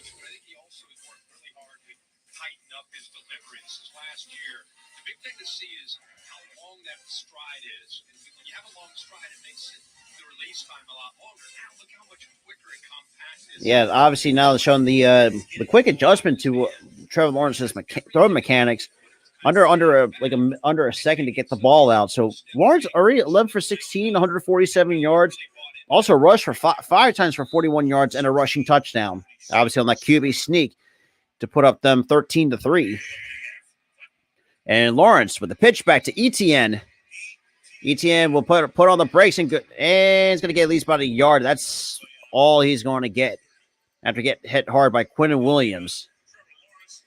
So fastest time average time to throw, Tom Brady 2.33 seconds. Trevor Lawrence is second at 2.49. Same with Joe Burrow at 2.49 seconds. So that's a couple things. We just showed you how his mechanics have been cleaned up. The other thing is the mind. When you have a lot of reps, he played 17 games last year. He's in a new offense. He's making quick and a quick throw. And that was Jones, and that's going to be complete. So that's going to be short of the first down out of the way. So that's a 3rd and short now coming up for the Jaguars. Yeah. 3rd and 1 for the Jags.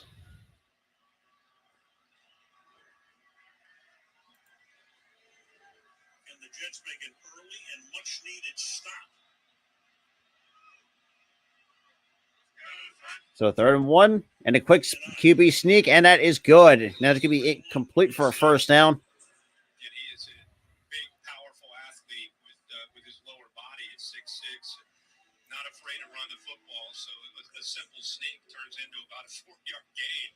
Pretty good push there against that talented defensive front from New York. Yeah, doesn't it just feel like there's a rhythm to what Doug Peterson's doing right now with Trevor Lawrence tonight, last few weeks?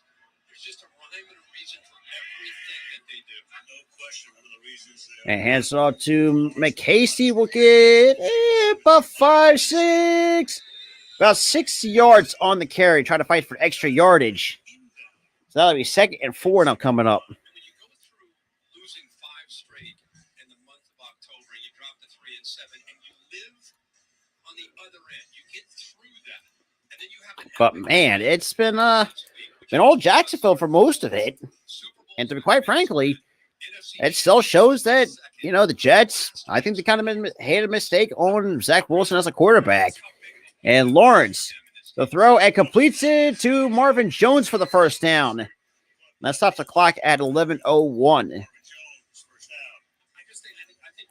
been around sports forever. When you see teams that become potential threats late, they go through adversity. And So 10:50 to go. they get to the other side, and then they become a united group, and that's what these Jags remind me of. They have a look like that right now, Christian Kirk. And Kirk with a nice, but it looks like a 4-yard catch. Peterson, we were talking to him yesterday about going in there, and I mean, they were a mess. They had Urban Meyer last year, won 2 games. You know how that ended. They had 3 wins. They've had 4 wins over 2 seasons, but then they went out and spent like crazy, got the right free agents. We'll see about the draft eventually, but he appears to be 2nd and 7. And McCasey is going to lose about a couple yards on the play. So now it'll be 3rd down coming up for the Jags. So the players on Doug Peterson's culture shift. So according to the T-Law, one thing we really needed was obviously that change. So Josh Allen, not the quarterback. We have his back no matter what. Obviously, they respect him as a coach. Best thing you can have on the resume. Just a lot of good things. And this is what I think Jaguars fans, y'all got yourself a good one with Doug Peterson. To be quite frankly, I think they should have had him a lot sooner. But, I mean, can't change it now. 3rd and 9. And completes it to Evan Ingram past the 30 to the 25. And fit, I would like to at the 24-yard line, stops the clock at 9:27. And just Evan Ingram just having a really good night so far for the Jags. And just the defense has been pretty good for the Jets, but offensively they suck. And I'm sorry, I'm going to put this on record right now. Zach Wilson is a bust. I don't care what anybody fucking says. If you can't improve after year 1, you're in year 2. I still consider it.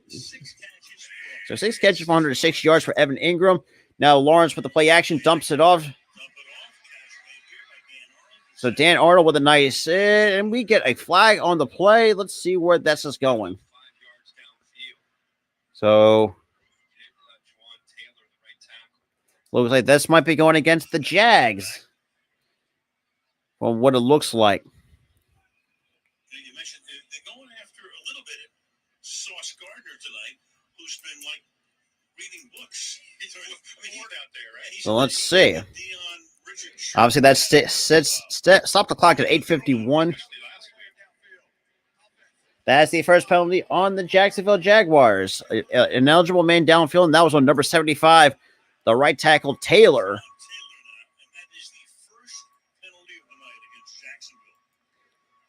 Yes, that is absolutely correct. That is the first penalty, and compared to the 5 for the Jets, good God. First down at 15 now from the 28. So we got first and 15. We're at the 28-yard line. And we get more penalty markers. Penalty markers fly. So number 72 gets flagged for the false start. That's penalty number 2. On that is Little, who gets flagged for the false start.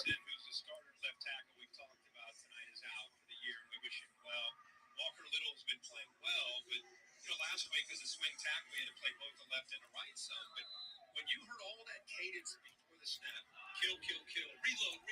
There's a lot to think about for a backup tackle making overloaded, even as a Stanford guy there and jump the gun. And Lawrence to throw. And completes it to Marvin Jones, and that's going to be complete. I'm going to get some yardage. So second down coming up. 8:17 to go here in the third quarter. Oh, and I forgot to do this. Change the possession arrow. So next Thursday night, you got the Cowboys and the Titans. Oh, good God. Well, I don't know. I think the Titans are going to shit the bed against the... Last time we saw the Titans in Lambeau, they couldn't have looked any better and not been able to win a game since then. And second and 18. And that's going to be incomplete, out of the hands of Christian Kirk. So that's going to stop the clock at 7:47. Third and 18 coming up for the Jags.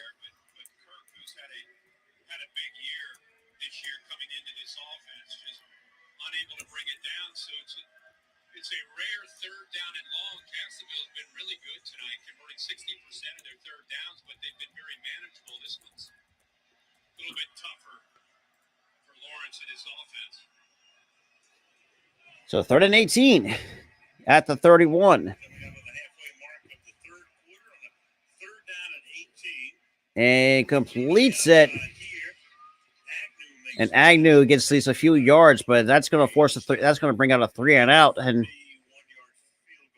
we're going to get the field goal unit coming on for the Jacksonville Jaguars.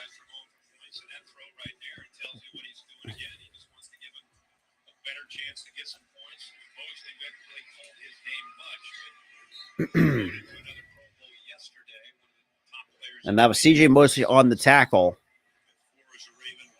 And obviously from 41 yards out after...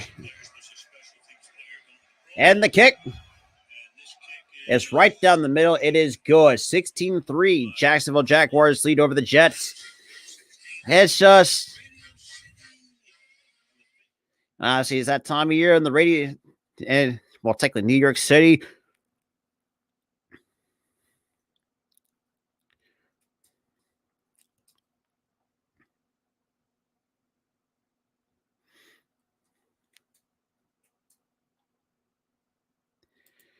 But, man.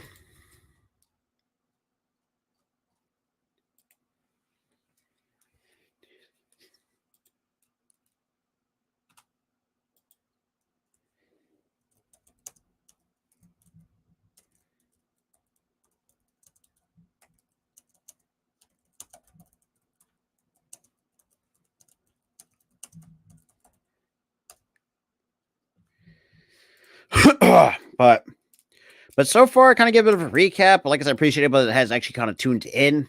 And I appreciate everybody, somebody that's coming viewing from the Twitch as well. But so far, Jags only committed 2 penalties to the 5 for the Jets. And quite frankly, the Jets offense, like I said, they're just sputtering. And like I said, just I don't know. I'm pretty sure that the Jets are kind of kicking themselves for picking Zach Wilson over a guy like Justin Fields. Could at least what had been a lot better, been a better pick, in my opinion, than Zach Wilson. Because from what I've understood, and this could be false or true, I can't say, but from what I've heard or from what I've read, that the Zach Wilson does come from a wealthy family. And the fact of the matter is that they try to pay off the scouts to boost his draft stock. Quite frankly, it's kind of like I said, I don't know if it's I don't know, but to be quite frank,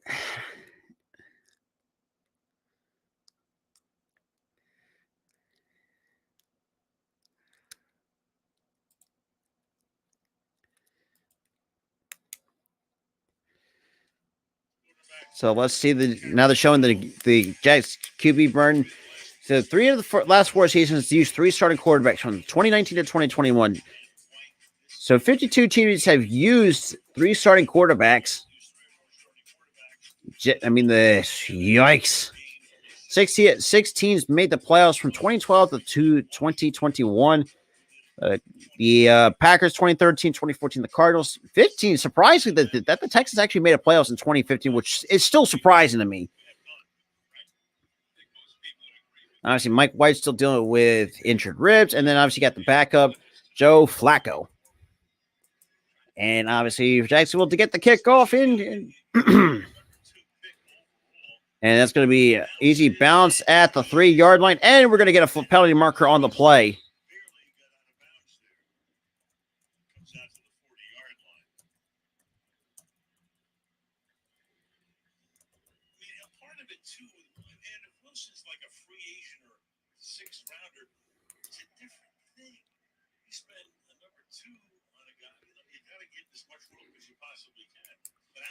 How much is the question? And especially Mike White executes pretty well. That's the real dilemma. If he didn't come in and play well, and that's you kind of continue to work. First and 10 for the Jets. Alrighty. So first and 10 at the 40. So Garrett Wilson in motion and hands off to Zonovan Knight, and he's going to get swallowed up behind the line of scrimmage, and we get another penalty marker on the play. Stops the clock at 7 minutes even.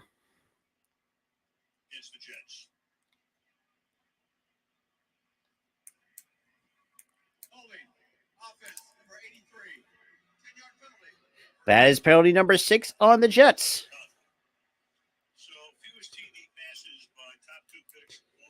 So for fewest TD passes since my top 2 picks, Bradshaw, Ryan Leaf, obviously the definition of a bust. Both have 13. Troy Aikman and Derek Carr have 14. Jamarcus Russell got another huge draft bust for the Raiders, and Wilson have 14. And Wilson to throw, and he's going to get swallowed up for another sack by the Jacksonville defense. Woo. So second and the long coming up for the Jets.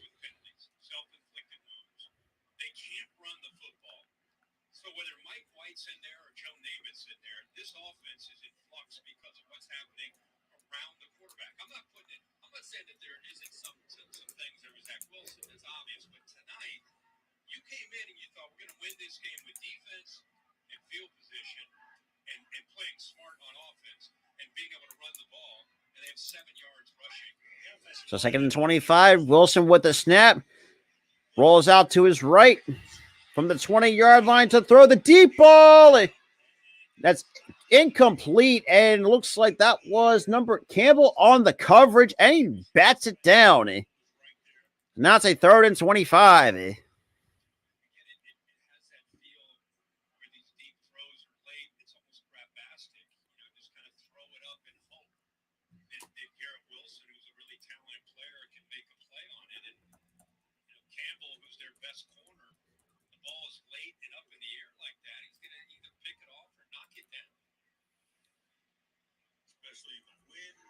Helping to hold it up, 3rd down and 25. So 3rd and 25. And Wilson with the snap will throw it and completes it. And that's going to be a 3 and out by the Jets offense. So another good defensive possession by the Jacksonville defense. Like I said, coming into this game, their defense hasn't been the best, but they've been playing some solid football defensively the last couple of weeks, like 3 to 4 weeks, give or take. And quite frankly, and like I said, I mean, the Jets, they suck. I mean, I know the record says otherwise, but they're going to be below 500 the way that they've been playing. So here comes 4th and 17.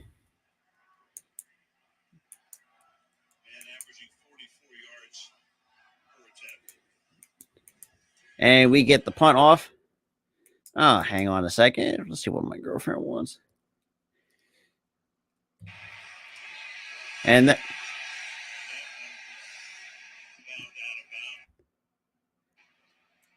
let's see what the penalty marker is going to be.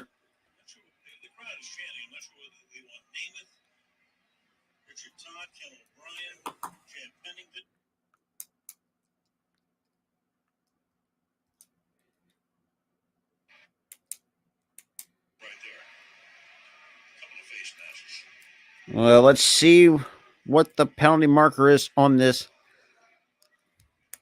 After the play was over, personal foul, unnecessary roughness, 34 kicking team, 15-yard penalty at the end of the play. First down. So a 15-yard penalty. That is penalty number 7 by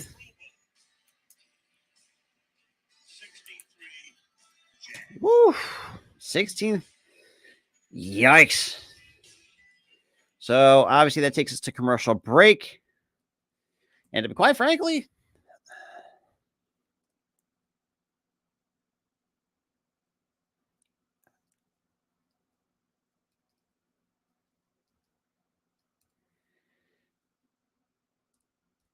and obviously, if you guys didn't hear that through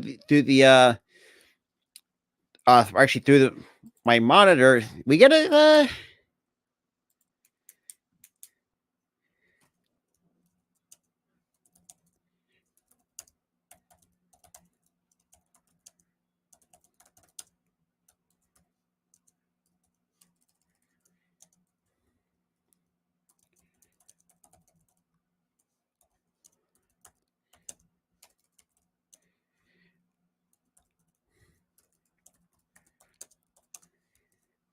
But yeah, like I said before, I think the Jets are kind of regretting themselves for not picking like a guy like Justin Fields. First of all, Justin Fields, I'll give him where credit is due. He's right now been pretty solid, some plays some decent football for a team that's rebuilding like the Bears. But quite frankly, should have been the number 2 overall pick instead of instead of Zach Wilson. Because for me, I don't think Zach Wilson is worth that number 2 pick. And quite frankly, it's really showing that not Trevor Lawrence, but that the Jets are just kind of kicking themselves. That's the way that I see it. And obviously in the scoreboard on my on your screens here, if you guys can't catch it on Amazon Prime or don't have NFL Plus, yeah, the score says otherwise. The defense has been holding pretty well for the Jets, but the problem, like I said, the problem is the offense. Garrett Wilson, Elijah Moore has nowhere to be found. Denzel Mims, his face is on the milk carton. CJ Uzomah has a couple catches here and there, but Zach Wilson just sucks. I mean,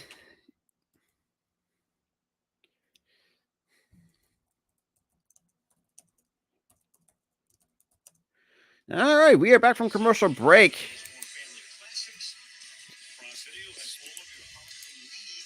All righty.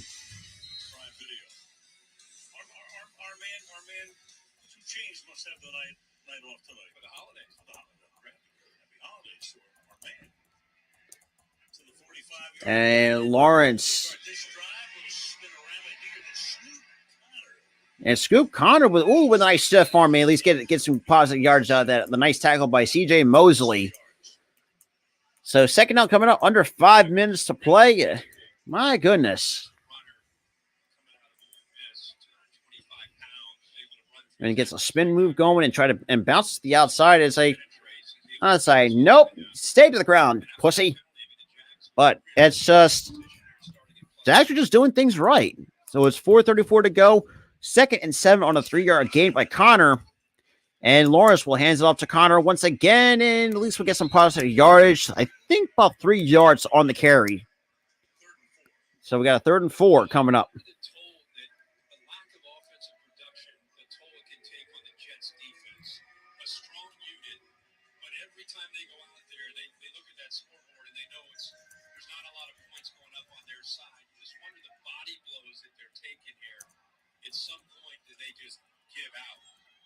Psychologically as much as the physical aspect of it.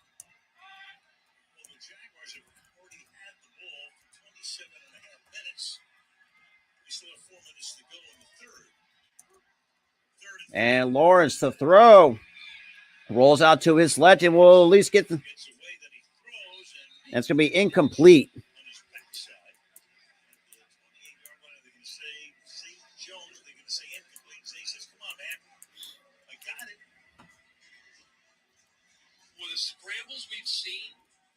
Let's see. Yep, that is a good call. That's a... But that time there's an awareness to Trevor Lawrence, so they come up to take it away, and then he does a good job to recognize. Shout out to the 5 that's in the chat, though. Welcome, everybody. So that forces a 3 and out for the Jags offense. So now going to force a punt for the first time for Cook to get the punt off. And Cook for the punt. And that's going to bounce close to the 10-yard line. So the Jets, yikes. And for those who are watching this, yeah, the Jets, they suck under Zach Wilson. It's like, it's bad. Before the previous commercial breaks and whatnot, there was a chance to say, no, we want Flacco. And it's funny. And I even just tweeted this out not that long ago. The fact that they are so kicking, like I said, should have picked Justin Fields or any other quarterback that was a lot better than Zach Wilson. Because Zach Wilson, for me, is not even worth a top 10 pick or top 2 at best. Because the way that the talent that Zach Wilson have and some of the tape that I've seen him at BYU, to be quite frankly, he's more like a 2nd to 3rd round pick at best. That's just the way I see it. But I guess y'all can disagree, debate with. But that's just me.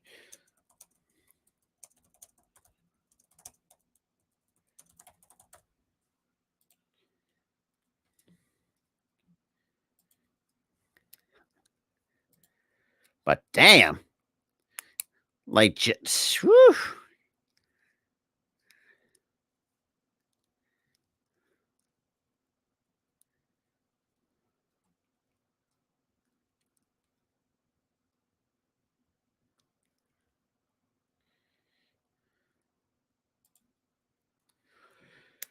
Oh, damn.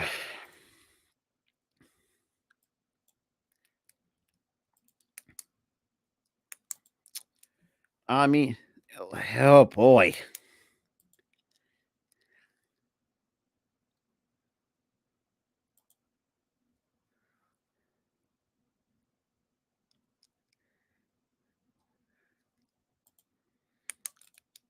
But yeah, unfortunately, the score doesn't lie. The Jags they're just taking advantage of what the Jets are giving them.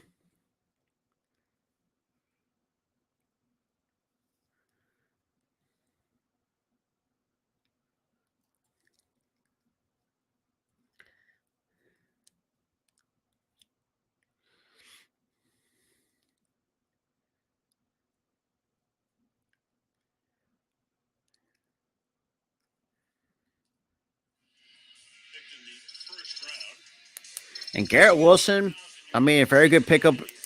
Very good draft pick. Along with Sauce Gardner, too.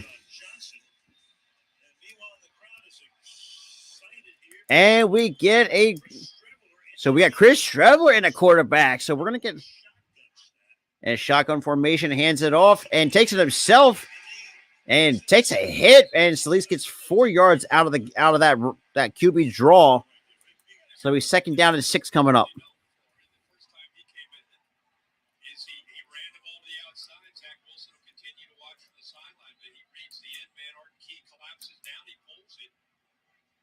old school zone read college football right there.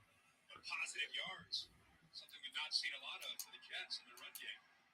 Picked up 6. So 2nd and 4. And Strevler will with the play action and dumps it off and gets the first down to Elijah Moore. And that's going to stop the clock at 2:46 remaining here in the third. Let's be real. They should have never. And then you got showing Mike LaFleur as the offensive coordinator. Let's be real. Like I said, I mean, the fact that, first of all, this should have been, quite frank, like I said, first of all, they should have just kept, they should let Strevler should have started. If I could be quite frank, if you be quite honest, because Zach Wilson sucks. So, guys, 1st and 10. And Strevler takes it, and he's going to get about a yard, but that's all he's going to get. So that's going to be 2nd down coming up for the Jets. So Chris Strevler, so far in his 3rd season, has completed 18 of 20 for 26, 148 yards, a touchdown, and a pick.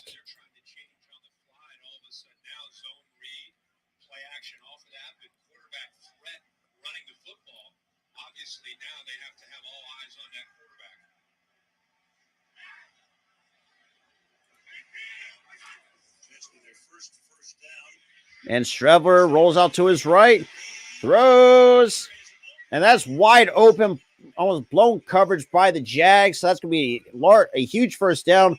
1st and 10, under a minute and a half to play here in the third.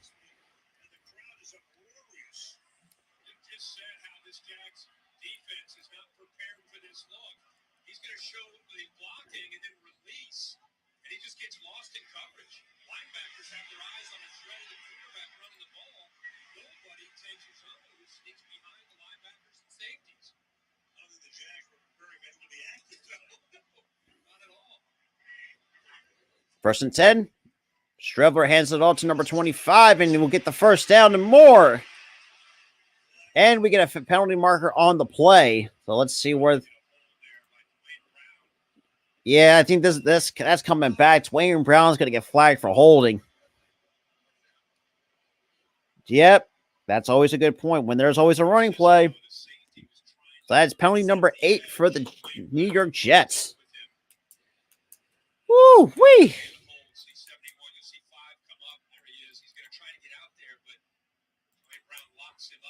Yeah, that is a clear hold on Dwayne Brown. So 1st and 19, 44 seconds to go. So still a 16-3 lead in favor of the Jags, with playoff implications for the Jags in order to, and Strevler will hand it off to Zonovan Knight, and he ain't going to get much. He's going to lose about 2 yards on that carry. So 2nd and 23. Oh, good God. I mean, that's one way to kind of get stuff going. So Zonovan Knight, ain't, like I said, getting much. So it's most likely they're going to let the clock run down. Right now at 9 seconds. 2nd and 23 going into the 4th. Soon about going to the 4th. And Strevler. And takes it. And that's taking us to the 40. And that's going to take us end of the 3rd quarter. To the 4th quarter we go. The Jags still hold a 16-3 lead at this commercial break. And to be quite frankly, good drive by the Jets. What's good, Philly hat time? What is good, my guy? Yeah, right now, like I said, I even tweet this out. Zach Wilson is a complete bust. And I don't care if you don't have to debate me otherwise. You say, oh, wait till like 3 years. I think we've seen enough of what Zach Wilson can do. The dude is absolute trash. That's just me. That's the part I see from the eye test. And the fact that Zach Wilson has not done shit. Because first of all, you would think for a first-year quarterback, yes, would have his struggles. Which first-year player doesn't have their struggles? Number 2, you're supposed to see like a leap forward, not a leap back. So pretty much the way I see it, it's like he's not take his first step forward, but he has taken a huge 2 steps back, and which is what we're seeing right now. Not Chris Trevor, but after getting that QB change. But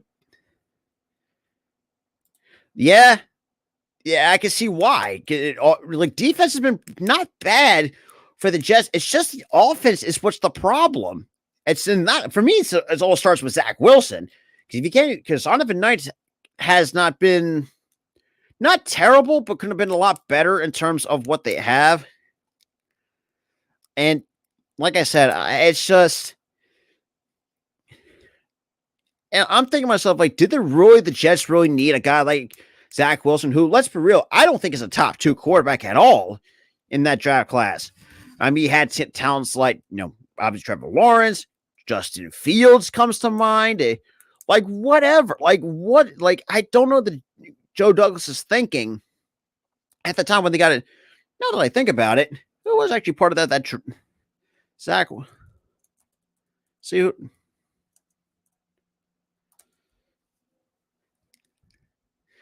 the 2020. Let's see who.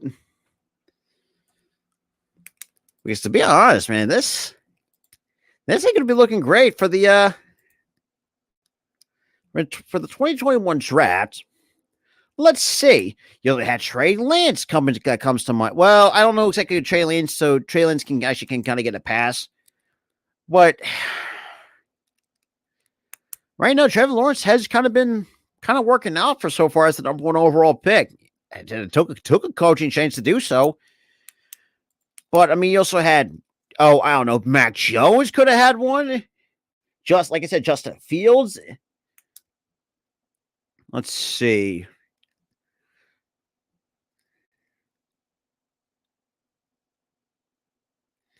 But we'll see. So postseason probability for the Jaguars with a win, that bumps it up to 52%. So we got a 3rd and 9. And Strevler will take the... And we'll get the first down somehow. And Chris Trevor, to be quite honest, not looking bad. Not looking too bad for the...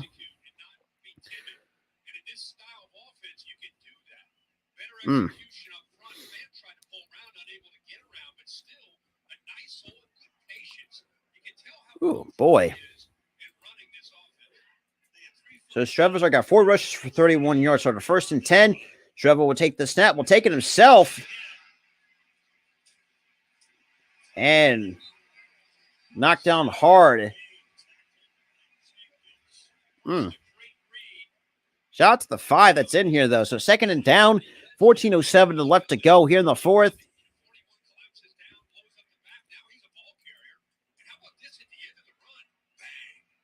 And just almost tried to do a shoulder tackle.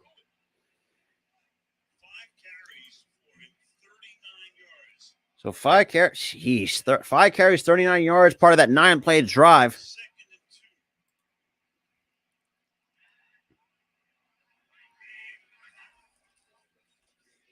And 2nd and 2, and that's not going to go anywhere. It's going to lose some yardage.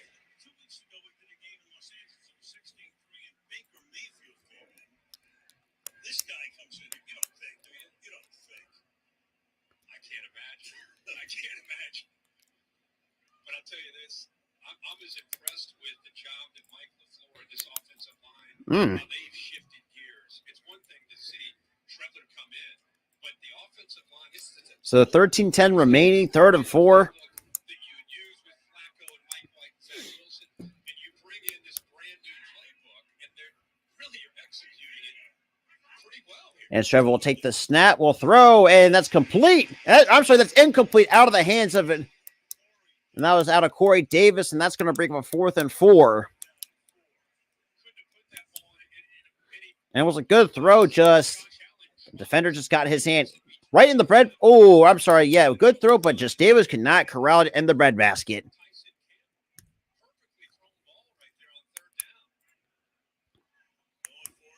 And so going to go in on 4th and 4.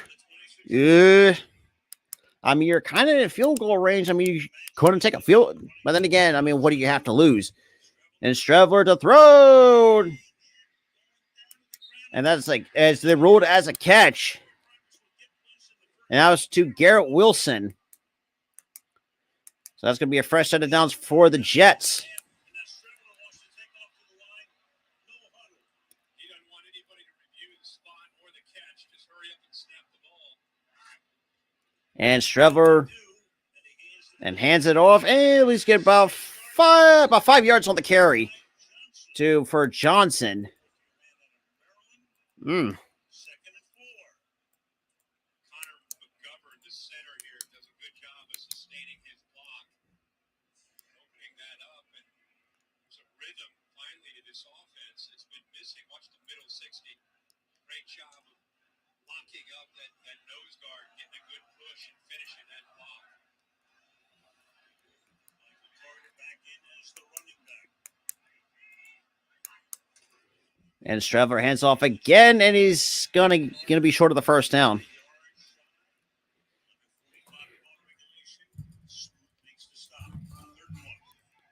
This system, the offensive line's coming off the ball. You know, we've not seen them do that even when they were trying to establish. So 31, 11 and a half to play. And we get a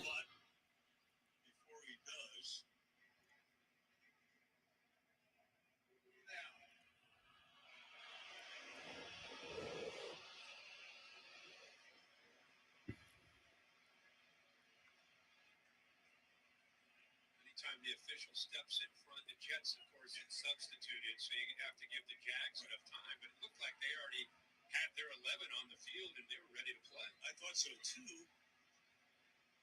The Jags were not trying to get anybody on the field. Exactly. so the jeez. Trying to snap it quickly. Third down and 1. So 3rd and 1, Streveler. And that's not going to go anywhere. So that's going to be a 4th. So the 4th and maybe I'll lose a couple of yards.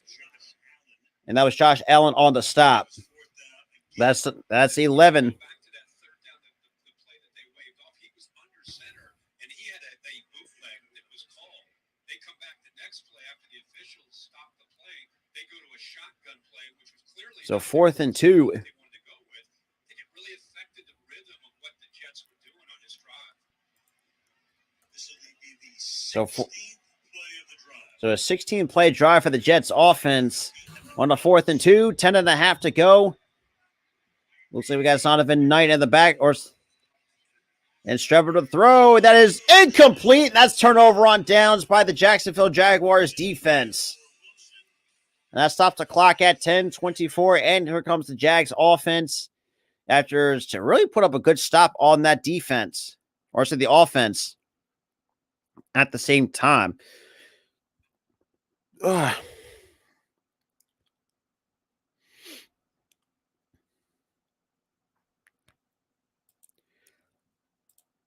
But shout out to the 5 that's in the chat, though. Welcome, everybody. Right now, we're in the 4th quarter. So, 4th quarter, 10:24. The Jags now take over on downs after a 16-play drive by the Jets offense. Now, I got to see what the Jags are going to do. Now, actually, with that stop, a huge stop might I add, at the same time.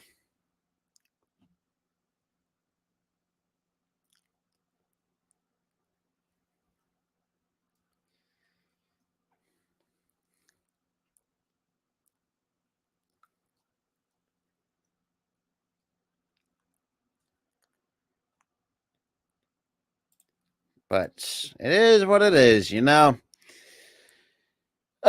Goodness gracious. So still a 16-3 lead, under 10 and a half, from right now, under 10 and a half to go. Right now it's pretty much all Jags pretty much in the driver's seat at this point.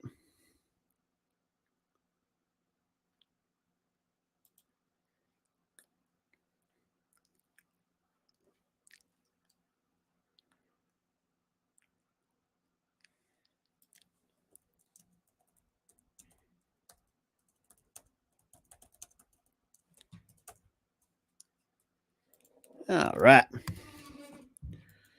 But quite frankly, the Jets.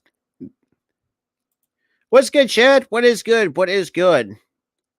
Right now, it is well, pretty much the Jags are just pretty much in control for most of it. Because the Jets ain't shit with Zach Wilson.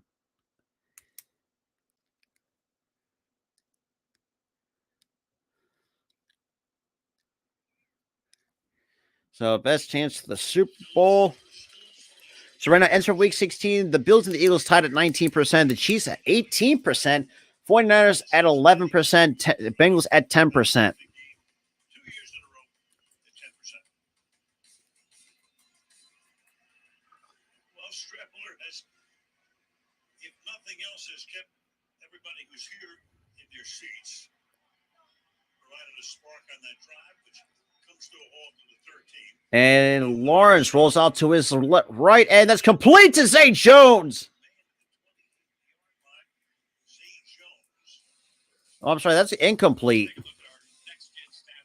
So right now they're showing Trevor Lawrence tonight, average time to throw is 2.21 seconds, second fastest in his career. Get really that's quick release.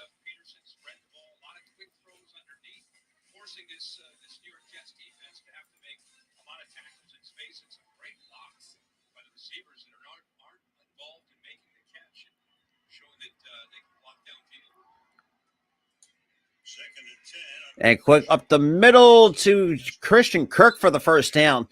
10-12 to go. Looks like we're getting a no-huddle offense by Jacksonville on the 1st and 10. And like I said, I mean, especially with how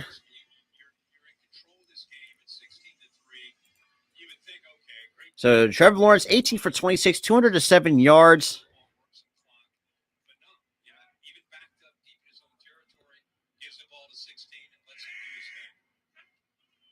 And hands it all to Etienne, who break a couple tackles. It looks like he'd be short of about a yard shy of the first down. So he's second and short coming up for the Jaguars. So Jaguars right now under 9.5 to play. So right now just kind of doing what they do best. So far the lads, it's just kind of riding that hot hand, and Travis Etienne's kind of run the ball well. Trevor Lawrence is still looking great as usual. And to be quite honest, ready to take advantage of the Jets' mistakes. So we've got a 2nd and 1, 9-10 remaining. So it looks like Lawrence kind of spots and takes the snap and rolls out to his left, and he will get the first down and more. And that stops the clock at 8:59 remaining here in the 4th. And Trevor Lawrence, I mean, look, as a Clemson fan, I know exactly what Trevor Lawrence is capable of. He's mostly, like I said, a pocket passer, but when he has an opportunity to run, when you give him the chance, he'll take that. And obviously, that's what the offensive line was kind of giving him, and the Jets defense, like I said, being decent, but just kind of getting beat. So that's 7 rushes for 51 yards for Lawrence. We got Etienne. Well, gets the handoff, and we'll get about 4 yards on the carry. Off the handoff by Trevor Lawrence.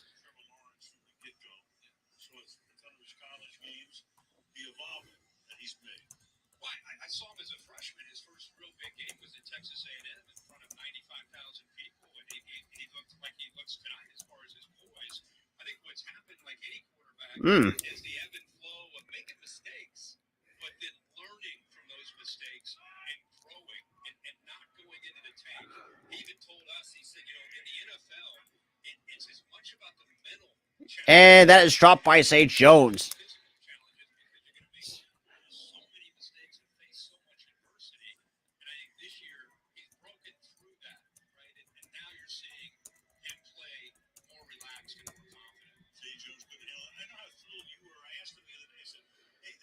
Right up there with beating Ohio State, right? That was the first thing he thought of. It was a playoff game out at the Fiesta Bowl in Phoenix, where he didn't make a ton of plays with his arm.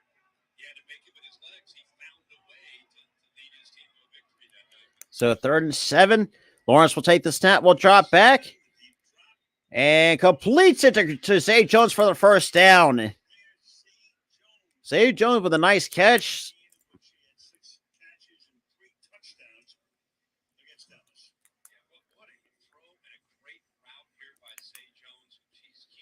Hmm. in this system. The timing is perfect. Good tight coverage there by DJ Reed. But when you throw the ball like this on a line away from the defender, that's a tough throw, and he makes it look easy. 222 passing yards to go with 51 on the ground. So 1st and 10, 7:20 to go, 16-3. We got Jones on the jet sweep.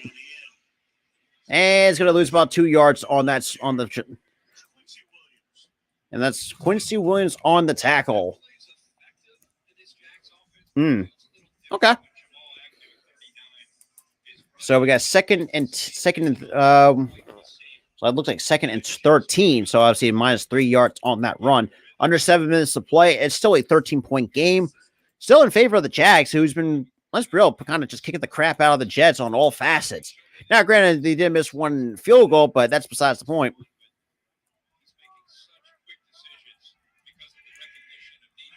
And Lawrence will take the snap. Quick throw to Ingram and get past the 40, be short of the first down.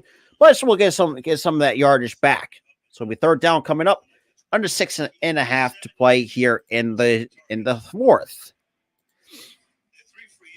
So the 6,600 receiving club. Christian Kirk is part of that. A. Jones and Evan Ingram. Good God. Only team with 3 players with 60 receptions plus 600 yards each this season. That's impressive for a team like the Jaguars, who been kind of, like I said, been the second last laughing stock in the weak AFC South. But Lawrence will take the snap, will drop back, and will miss it. Breaks the tackle. Time in the pocket, and that's going to be intended to Evan Ingram. That's going to force a 4th and 6. Just not a good throw by Trevor Lawrence on that one. And that's going to force a punt.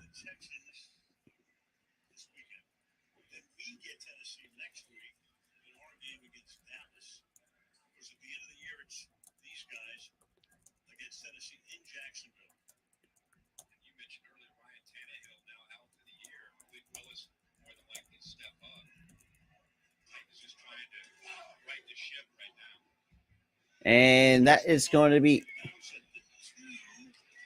inside the 2-yard lines. And that stops the clock at 5:39. That'll be a 1st and 10 for the Jets. All right. A shout out to everybody that's come into the chat. And quite frankly, Jets, if you don't make the postseason, but Jets fans, y'all got some serious work to do. Because it's going to get to the point where it's like, when's enough of Zach Wilson at this point? And quite frankly, you got Joe Flacco. He's not great either, but he's decent. Chris Trevor is okay at times when pretty much it's just mostly.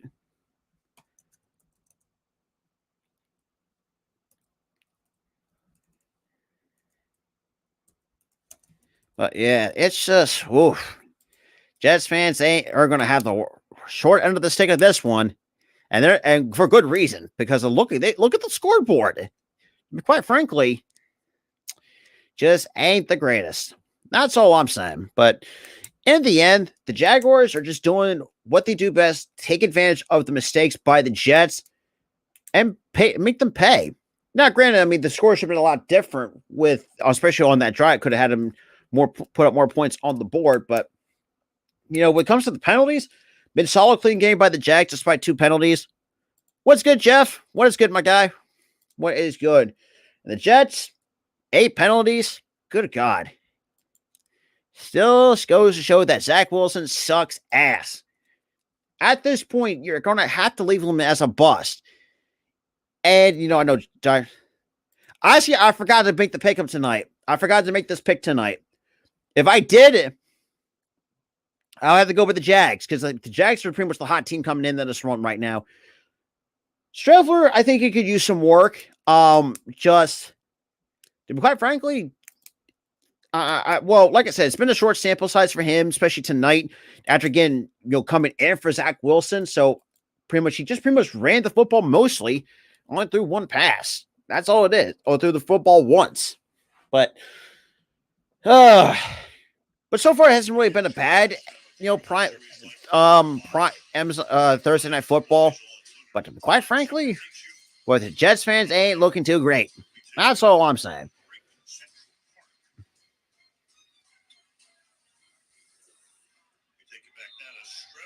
So now Streveler back in with 5:39 in the zone end zone at the 1 yard line. And Streveler will take the snap, will drop back, throws, and completes over on the side to Garrett Wilson. That's going to be short of the first down.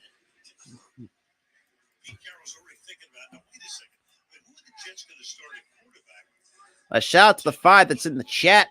Great, appreciate that. So we got a second down, under 5:20 to go at the 5 yard line. 2nd and 6. Trevor will drop back. Will throw. Oh, we'll take, and he's going to go down. And it's going to lose a couple yards. And we get a penalty marker on the play.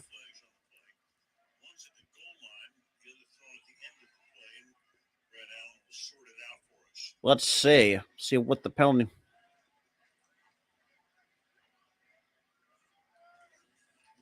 Personal foul. The face mask. Defense, number 52. 15-yard penalty. Oh, Jays get flagged for the face mask. That's that was on Hamilton. Planting the seed of just a package, right? Just you sprinkle him in to make the defenses have to prepare and have to be aware of it. Joe Flacco was the other quarterback started the season. And throws it out of bounds. That's going to be incomplete. Because, man, Trevor was getting chased by Olacon and a couple others, all part of that front 7 by the Jacksonville Jaguars. Back in the 2020 season, at the end of the season, he was on the Ravens practice squad. He was on Miami's practice squad.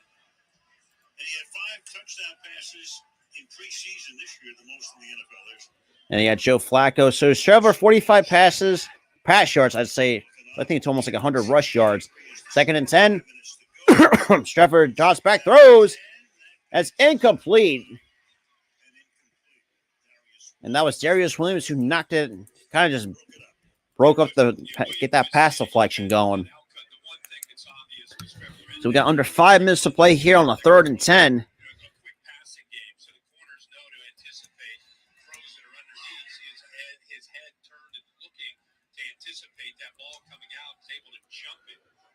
And just done right in front of.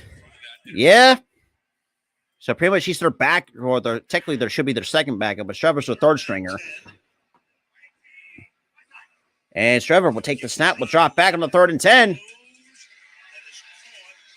And that's going to be short of the first down. And that's going to bring up a 4th down for the Jets on the nice catch by Elijah Moore. And the Jets are going to go for it on the 4th down. The last time they did that, they turned it over on down. So we'll see. Can they be successful this time around? So we got a 4th and 2. Looks like we got Donovan Knight in the backfield on the 4th and 2. And 4th and 2. And that's complete to Garrett Wilson for the first down. And that's it. Fumble is picked off. And turnover by the Jacksonville Jaguars. So they take great field position off the fumble recovery. The fumble by Garrett Wilson. Good boy. And that stops the clock at 4:10.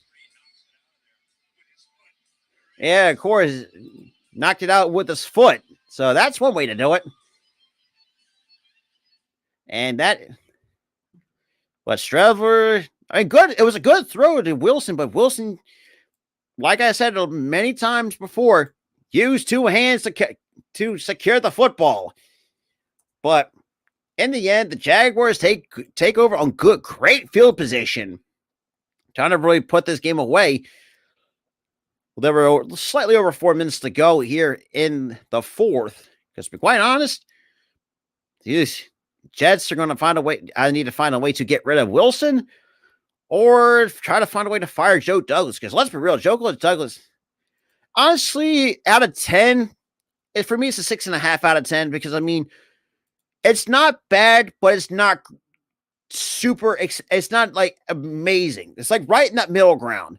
I think 6.5 to 7 if I'm going to have to give it a rating out of this game out of 10, because the Jets, I don't know what the hell's been going on with them so far here in the second half of the season, but Jacksonville, for some reason, playing with a tremendous amount of confidence with the upset on Dallas, and I think it come of a win the week prior to that.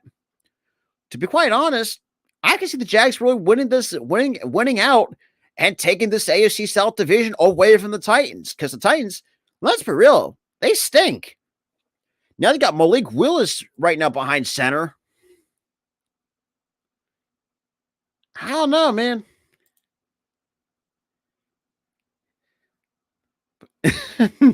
It's just I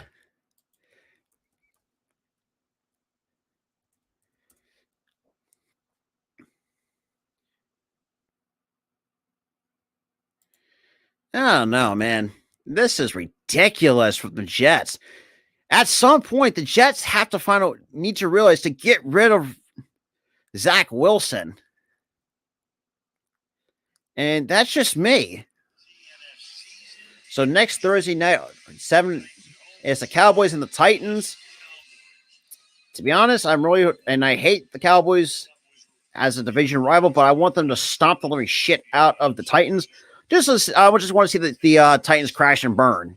That's just kind of how I want to see it. But right now, we got a 16-3 lead at the 29-yard line. So Lawrence will hand it off to Etienne. Etienne will get about 2 yards on the carry off the handoff by Trevor Lawrence.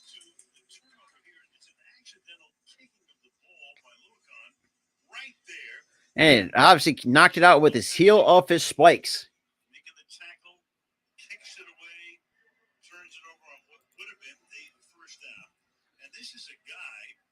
So number 20. Next Gen Stacks telling us 1,383 consecutive snaps played since week 12. It's the longest active streak in the National Football League. It's powered by AWS. Oh, boy. If you're a Jets fan, good God. I feel bad that your organization is still inept after making some good draft picks, except for one, that's Zach Wilson. So 2nd and 8. With the handoff again to Etienne. Etienne will at least get 2 more yards, about 2-3 yards on the carry. And the Jets will take a timeout on a 30-second timeout, I would say.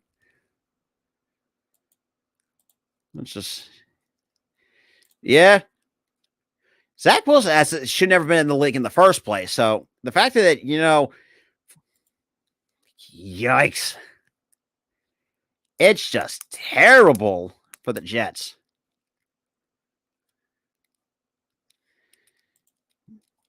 Yeah, Chad, he ain't wrong. Well, I mean, most of the players aren't shit. It's just, for me, it's just like, it's the quarterback play. No, if you can't have good quarterback play, you ain't going to be great. And obviously, Zach Wilson ain't it for the Jets. And I know there's going to be some defenders out there saying, give another year. I don't give a flying fuck. Let's be real.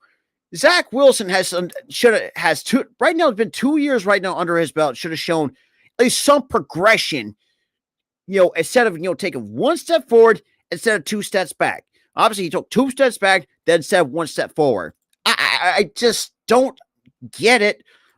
And Joe Douglas ain't fucking shit either. So this is also on Joe Douglas for drafting Zach Wilson.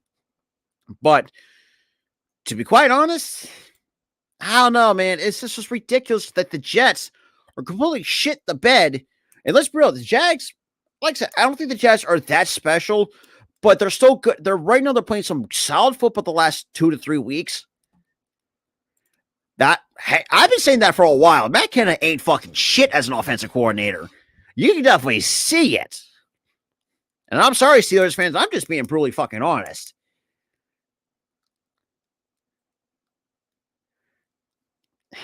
It's just, I don't know.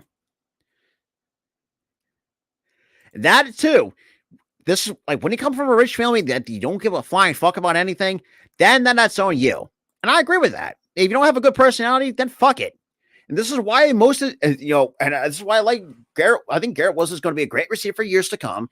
I think Elijah Moore, with a good quarterback, he's going to be, I think he'd be another good receiver. I mean, they got good pieces. But like I said, this all comes down to Zach Wilson. And we know that his teammates do not like him. Yeah, they're like, I mean, and, Chris Shepard actually was pretty decent. I'll give him the benefit of the doubt. And it's just, good God.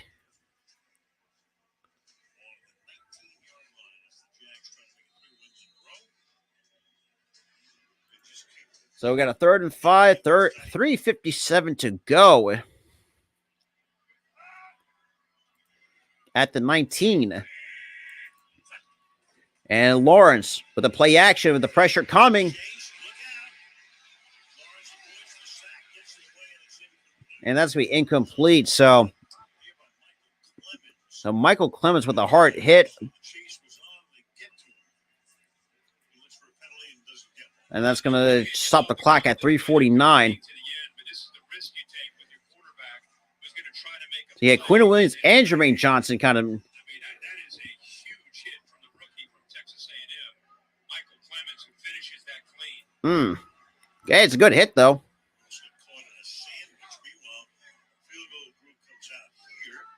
And actually, we're going to get the field goal unit coming out. Unfortunately, I mean, look, the points are points, and I like what Peterson says. I mean, look, yeah, we could have taken that opportunity to go for it, but say, we don't want to leave points up on the board. And I think for that, after Cincinnati said, I think he's kind of learned over time to actually not be, I don't want to say over aggressive, but he's aggressive enough to be smart with it. And the field goal is good by the Jaguars. So 19-3 Jaguars lead over the Jets. Yeah, it's just, I agree with that 100%. I mean, Matt Canada is going to find a way to kill people, and you already killed Kenny Pickett at one point, giving that kid a concussion. Well, actually, no. Yes and no. No, because Shane Steichen is our main play caller. Because remember, going into the season, the Eagles, Nick Sirianni has gave up play calling to Shane Steichen. So that is on Shane Steichen, not on Nick Sirianni. Now, if it's Nick Sirianni, it could have been a lot different. That's just me, the way that I see it. But in the end, and it's not looking great for the Jets. And, Douglas got choices to make in the offseason. Do you want to cut Zach Wilson? Because I'm going to see what his contract's looking like. If you're going to at least cut him, because at some point you're going to have to, because the dude's a complete fucking bust. And you're not going to go anywhere. And actually not. And Zach Wilson, so he will be a free agent until 2027. Oh my God. Really, this dude signed a 4-year, $35.15 million contract with the Jets? Are you shitting me? Good Lord. So you're telling me, what's good further? After this shit show, if you're a Jets fan, we'll see how the all season goes. I mean, if they decide to not run with Zach Wilson and say, run with Joe Flacco or Chris Trevor, who I think is a decent quarterback, or if the Jets are lucky, at least get somebody decent in this year's draft, but we'll see what the draft's looking like. But right now, this really, wow, it's almost a $28.8 million dead cap for Zach Wilson if you cut the man. Holy shit. Now that's an overpay for a quarterback if I ever saw one. So winning percentage, active playoff droughts, the Jaguars 4 seasons, which is tied 6th longest. Jets 11 seasons. Now I can see why the Jets. So remaining schedule for the Jags, you got Houston and Tennessee. Now week 18 is going to be very important for the Jags because week 18 it's true. And if you looked at the spot track, go to spottrack.com and looked at Zach Wilson's contract. Yikes. That is an overpay for a guy that has not done shit. And he's not going to be a free agent until he's at the age of 27. So, first of all, I thought it was Matt. No, Matt, well, unless you're running. have an offensive coordinator like Matt Patricia, but so we got Berrios to take it from the 10 to the 15, 20, past the 25, up to, let's see, he gets tripped after past the 25. So here comes the Jets offense. Right now, can't get anything going. That was in 2017. People forget they were 2 minutes and 48 seconds from going to the Super Bowl. They had the lead against New England. And they got Shot Khan in attendance as well. Doug Peterson's Philadelphia team. You were pulling for that, right? That was your Super Bowl that year. We didn't want to pull for it. Close games, right? That's all we pulled. We wanted a great game, and we got one in with New England and Philadelphia, obviously. From the 26-yard line. And Strevler to take the snap will drop back. Pump fakes, throws, and completes it over the middle for, and that was to Johnson, or sorry, Michael Carter the second. We're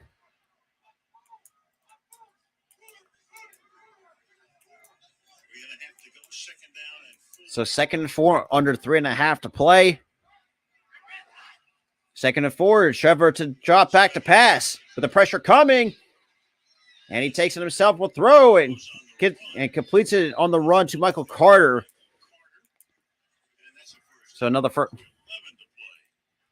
And again, if nothing else, the game's out of reach. The kid's competitive. You know, he's got some fight in him, and he doesn't care what the score is. He's thrilled to death to be out there and just giving his offense a chance. He hadn't been out there long, but look at the production. 37 rushing yards. Well, things are going to really get interesting. Press conference after the Chris Trevor misses the tackle. Now taking himself and will slide past the 50, but about a yard shy of the first down marker. territory. He's now carried 7 times for 46 yards. The rest of the team has 14 total yards rushing. 2nd and 2. So 2nd and 2. Trevor takes the snap, will drop back, dumps it off over the middle for Michael Carter, past the 40 to the 37. 2.5 to go. Jack's just obviously sitting back, keeping everything in front of them, trying to keep everything. And still a misty rain in East Rutherford. Been a rainy night for the most part. It's been light rain. Wind wasn't as bad. And we get a penalty marker on the play. That is another penalty on the Jets. Make that 9 penalty for the New York Jets. It's like just another way to say it's a big storm. I think that came into the parlance or whatever it is, weathered them a few years ago. A bomb cyclone was coming in. Not tonight. Not tonight. You assure me of that, right? You're taking off after the game. I'm assuring you of that. 1st and 15. And Shrevler Sneveler. and completes it to Michael Carter, but it's going to at least get about a yard. That's all he's going to get. Bounds to keep that clock going. And that's going to drop it, try to drop it down. Schroeder wants to get into the line, try to get a play off before the 2-minute warning, which he does. Dancing away on the ground again. Turns into a short game. And that short gain, that's going to break up a 3rd down. So it'll be 3rd down, and that is now the 2-minute warning. And that's going to drop us to the 2-minute warning here at MetLife Stadium. Woo, boy.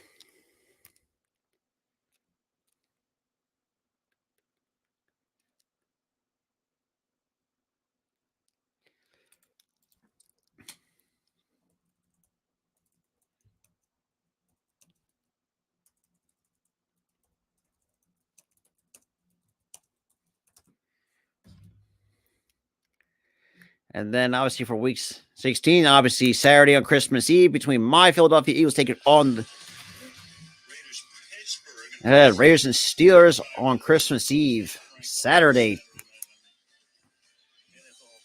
Network, and then on Christmas Day, Packers, Dolphins on Fox, Broncos, Rams on CBS and Nickelodeon, and then Christmas night on NBC will be the Buccaneers against the Cardinals from Arizona. And last Saturday delivered, right? Biggest comeback in NFL history. Unreal. So the Vikings and the Bills and the Dolphins with an entertaining game that night. So 3rd and 12 at the 40. Streveler will take the snap with the pressure coming into him. Escapes the pressure. And Streveler gets a good chunk of yards, and we get an injured Jag. And we get an injury timeout with the minute 40. Number 9 looks like so Smoot is now on the ground in pain. What's good, Steve? Appreciate you coming in. Well, just right out of his stance, he just kind of loses his balance and goes down. Right out of the gate. That's that damn. Stayed down.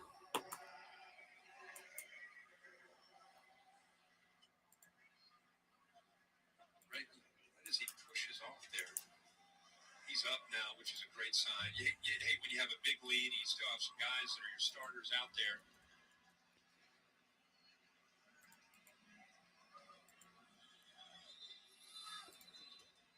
And just cannot. So Smoot gets assisted off the field.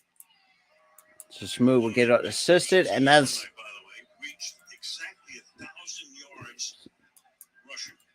Right on it. 83 yards. Yeah, Steve, but that's the way that. And Zach Wilson has not done them any justice. Like I said, the Jets, they really overpaid for a guy like Zach Wilson, who, let's be real, is not worth any of that. 4th and 6. That's incomplete. And that's we turn over on downs to the Jacksonville Jaguars.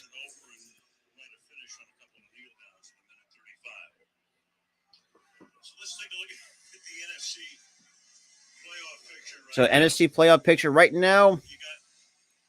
So right now we still got to clinch our division. Obviously, then the Vikings are right now the number 2 seed as it stands. Then the 49ers and the Buccaneers. I mean, it's been 2 years. I mean, like I said, this rookie year, if you looked at this contract for his rookie year, carries a $35 million dead cap hit. And good Lord, I've never seen a rookie contract getting really that much of a dead cap hit. It's been 2 years, and it's going to get to the point where, you're going to have to cut ties with this man. And Jacksonville will take the dub.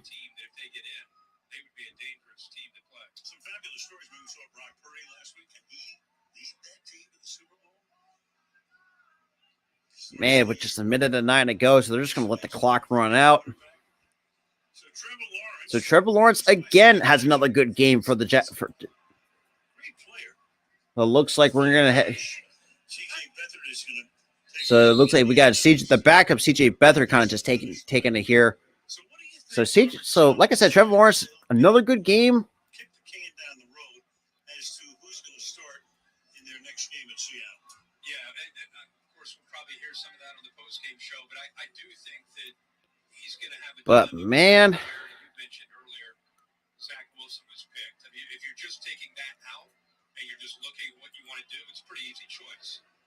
But ladies and gentlemen, the New York Jets kind of just were dead on arrival.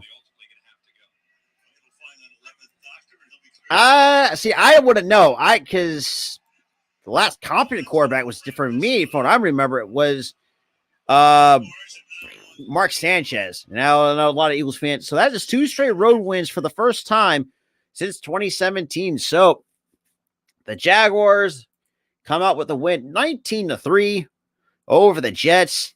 Kind of a few things before we wrap it up here. Let's be real. If I'm the Jets, I was disregard of starting Zach Wilson. I hope not, because if the Jags keep continuing to play well, we don't know exactly for sure of what's going to happen. But like I said, Zach Wilson, at some point, the Jets have to find a way to cut him or move on from him, because I don't think Zach Wilson is it for the Jets. Because if you looked at originally, I thought we saw what could be great progression out of Zach Wilson in the first 8 games when they were 5-3, but ever since then, the confidence, he just isn't it. It's like like I don't know what the mindset for a guy like Zach Wilson just kind of just the Jags pretty much dominate every single facet, offense, defense, and special teams.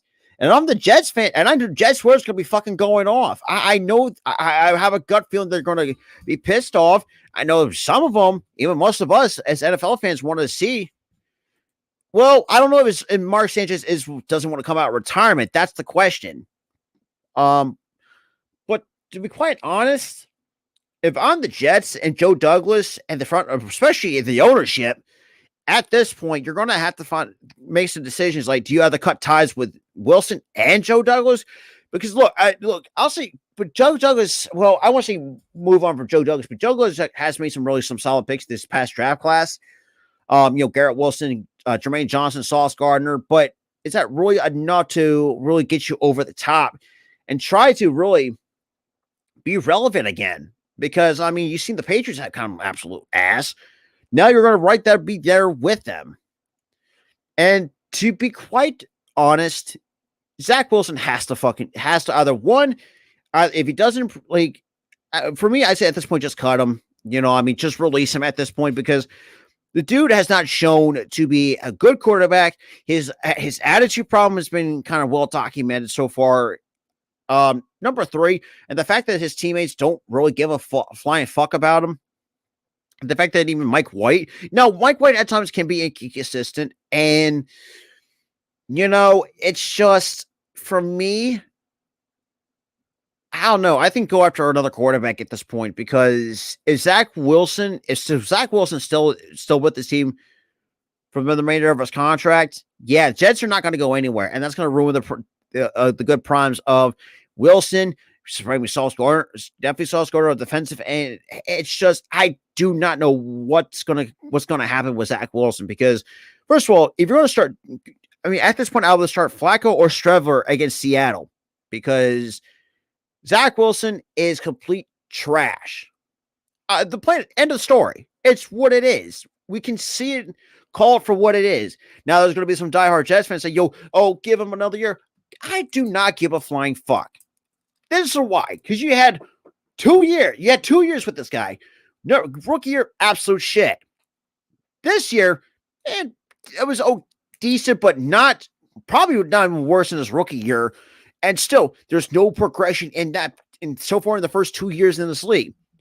And I don't think guys like Zach Wilson should even be at this point. No, should not even leave it last. I don't think he's going to not even be the last that long in this league. I hate to say it, but that's just on him, and the fact that, I don't know, but outside of that, it's just like the Jets. Yeah. Sleeping Angels. Like I said, if you're a Jets fan, I don't know what to say. Like if you looked at the penalty count, the Jags, yes, the face mask was a huge costly one. Granted, I won't say really costly, but kind of cost them a turnover, but that's besides the point. But to the Jets, 9 penalties. The Jets shot themselves in the foot. Now, a lot of times, and this is what I said too, if you shoot yourself in the foot with if you don't with more than 5 penalties, you pretty much lost this game. And that's kind of exactly what happened with the Jets and the Jaguars. The Jaguars pretty much dominated on all facets. Now, granted, the Jaguars had missed 1 field goal, but outside of that, they've just been completely dominant. That's what I'm saying. Like you have a guy like Joe Flacco, you have Chris Gilbert who was played in the CFL, and you got a guy like Zach Wilson who has a $28 million cap hit. First of all, I've never seen a rookie contract ever have large cap hits in the first 2 years. No, rookie year had almost over $35 million. Like someone tell me just how fucking ridiculous that contract truly is. But that's just me. But with that being said, the Jags might not move to 7-8. They're 1 game under 500. I'll get the benefit of the doubt to Doug Peterson really trying to turn this team around. And who's to say? I think Doug Peterson was a really good choice for that franchise. Let's be real, like I said, Doug Peterson should have came a lot sooner than Urban Meyer, but that's just how I wanted. If I was the owner, I would at least go after Doug Peterson first, or something like a Doug Peterson. It kind of turned this team around because Jacksonville's not that far off of being what they were in 2017. Now, granted, I mean, if they have if they're improved their defense a lot more and be what they were in 2017 defensively, mixed with a good offense, who's to say? I think they'd be a very contender in this week AFC South. You know what I mean? Until the Colts find a way to figure out something. And the Tennessee Titans, I don't know what the fuck they're doing right now in Nashville. And the Texans, well, they're just the Texans. They're just there. You know, after being around in the league since 2005 or 2002, my apologies, it's just McNair family has not done shit to that franchise. And actually, the last time, and for those who can't come in, last time the Jets or the Texans made the playoffs was 2015. So I do not know, because it's somehow the Colts. Well, it's going to take a while for the AFC South to be actually decent again. But then again, like I said, it can't be worse than the NFC South. That if you have a team that's going to have a below 500 record in the playoffs from that division, let's be real, that's kind of stupid. But not just me. But if you guys are new, make sure you hit the like button. Also hit that subscribe button. We're coming to you live on the Philly Sports Talk Podcast YouTube page, and so is the Hardcore Sports. Make sure you hit the like button on both channels as well. See what I keep telling, like, some people do not see that. Like, I swear, like, it's like people want to smoke crack so much. I mean, the way that they've been, if they lose out, they're definitely missing the playoffs. And you know that the Jaguars have one goal in mind: is try to make the playoffs and end that drought. Because that's what I'm seeing out of this Jaguars team, 100%. You know, Trevor Lawrence is Lucas what we expected him to be as a number 1 overall pick. No, granted, like I said, took a coaching change to do it. And obviously, get the right weapons around him. You know, Christian Kirk, Zay Jones. At this point, I would not mind Trevor or Joe Flacco at this point.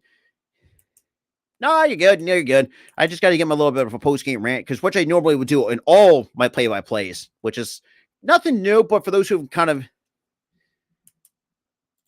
absolutely, you know, I think the Bills got lucky with, well, see, not say Josh Allen, they get lucky, but I know exactly where they're going to go with the quarterback thing. But it just took a while and like I said, I did not pick this game. I completely forgot to make my pick'ems this week. But this is the only game I not picked. But if I did, I would have to go with the Jaguars, because, like I said, with the Jaguars coming off let's be real, one of the most biggest wins of the entire team, with the Dallas Cowboys, who are 10-4 now. Now actually winning on the road for the first time in the first 5 years. Right now, they're just the hot team coming into this. They're getting hot at the right time. That's just the way that I see it. And we got Doug Peterson as the head coach. I mean, just Shotgun. No, I just Shotgun for me. I'm not going to give this man a little bit of praise. I still have to see more from what he's going to do, and especially Trent Baalke. A lot of diehard Jaguars fans kind of have their mixed feelings on Baalke. And like I said, to be quite honest, I don't know. Like, the OC is not the problem. It's just, if the OC cannot fix what is broken, then you got issues. And also, I'm going to put this on Joe Douglas. They should never have gotten first of all, you had this is going back to what I said earlier in the stream. You had Justin Fields up on the board, but yet you decided to skip past Justin Fields, who, with this kind of team, who's to say? I think Justin Fields would have been a lot better than being on the Chicago Bears. That's all I'm saying. Like I said, the Jets have problems with drafting quarterbacks. You know, that's just how I see it. I mean, you have one Super Bowl to show for it, and that was from Super Bowl III, which most of us football fans do not even care about. If you looked at the numbers for Joe Namath, was not great. And it's just, I don't know. That's the way that I see it. But at this point, you're going to have to label him as a bust, because this dude, you should have seen much better progression in his second year. And now the only one that has shown really good progression was Trevor Lawrence in this last 6-7 games. See, I'm not entirely sure. I think, well, we're going to have to see what Robert Saleh wants to do. But if I'm going to have to write I don't know. I do not know, to be honest. Well, we got to see if they're ever going to go to quarterback next year. But I don't know. We'll see. We'll have to wait and see, because, good God, I'm going to have to do a separate stream. It's just where just kind of just do my, I guess, like a week 16 breakdown, which I'm gonna have to, and just kind of talk about things because, good lord, especially this game. I know there's gonna be some great games on Christmas Eve, and even a cold Christmas Day. So stay tuned for that. I'm definitely gonna have some. Actually going to do like a week 16 breakdown and just kind of get my thoughts on that because I think that'd be an interesting idea. I mean, right now, at this point in Flacco's career, I think he's just a backup. But if you decide to start him, I would have no problems with that, or Strevler at this point. But right now, the Jets are in purgatory with Zach Wilson for the next 4 years soon to be 3 years after the end of this year is done. And like I said, I'll talk more of it during the I would say my kind of like week 16 breakdown of this week. And to be quite honest, we'll see how this turns out. But with that being said, I'll see you guys on the next one. Peace out, guys.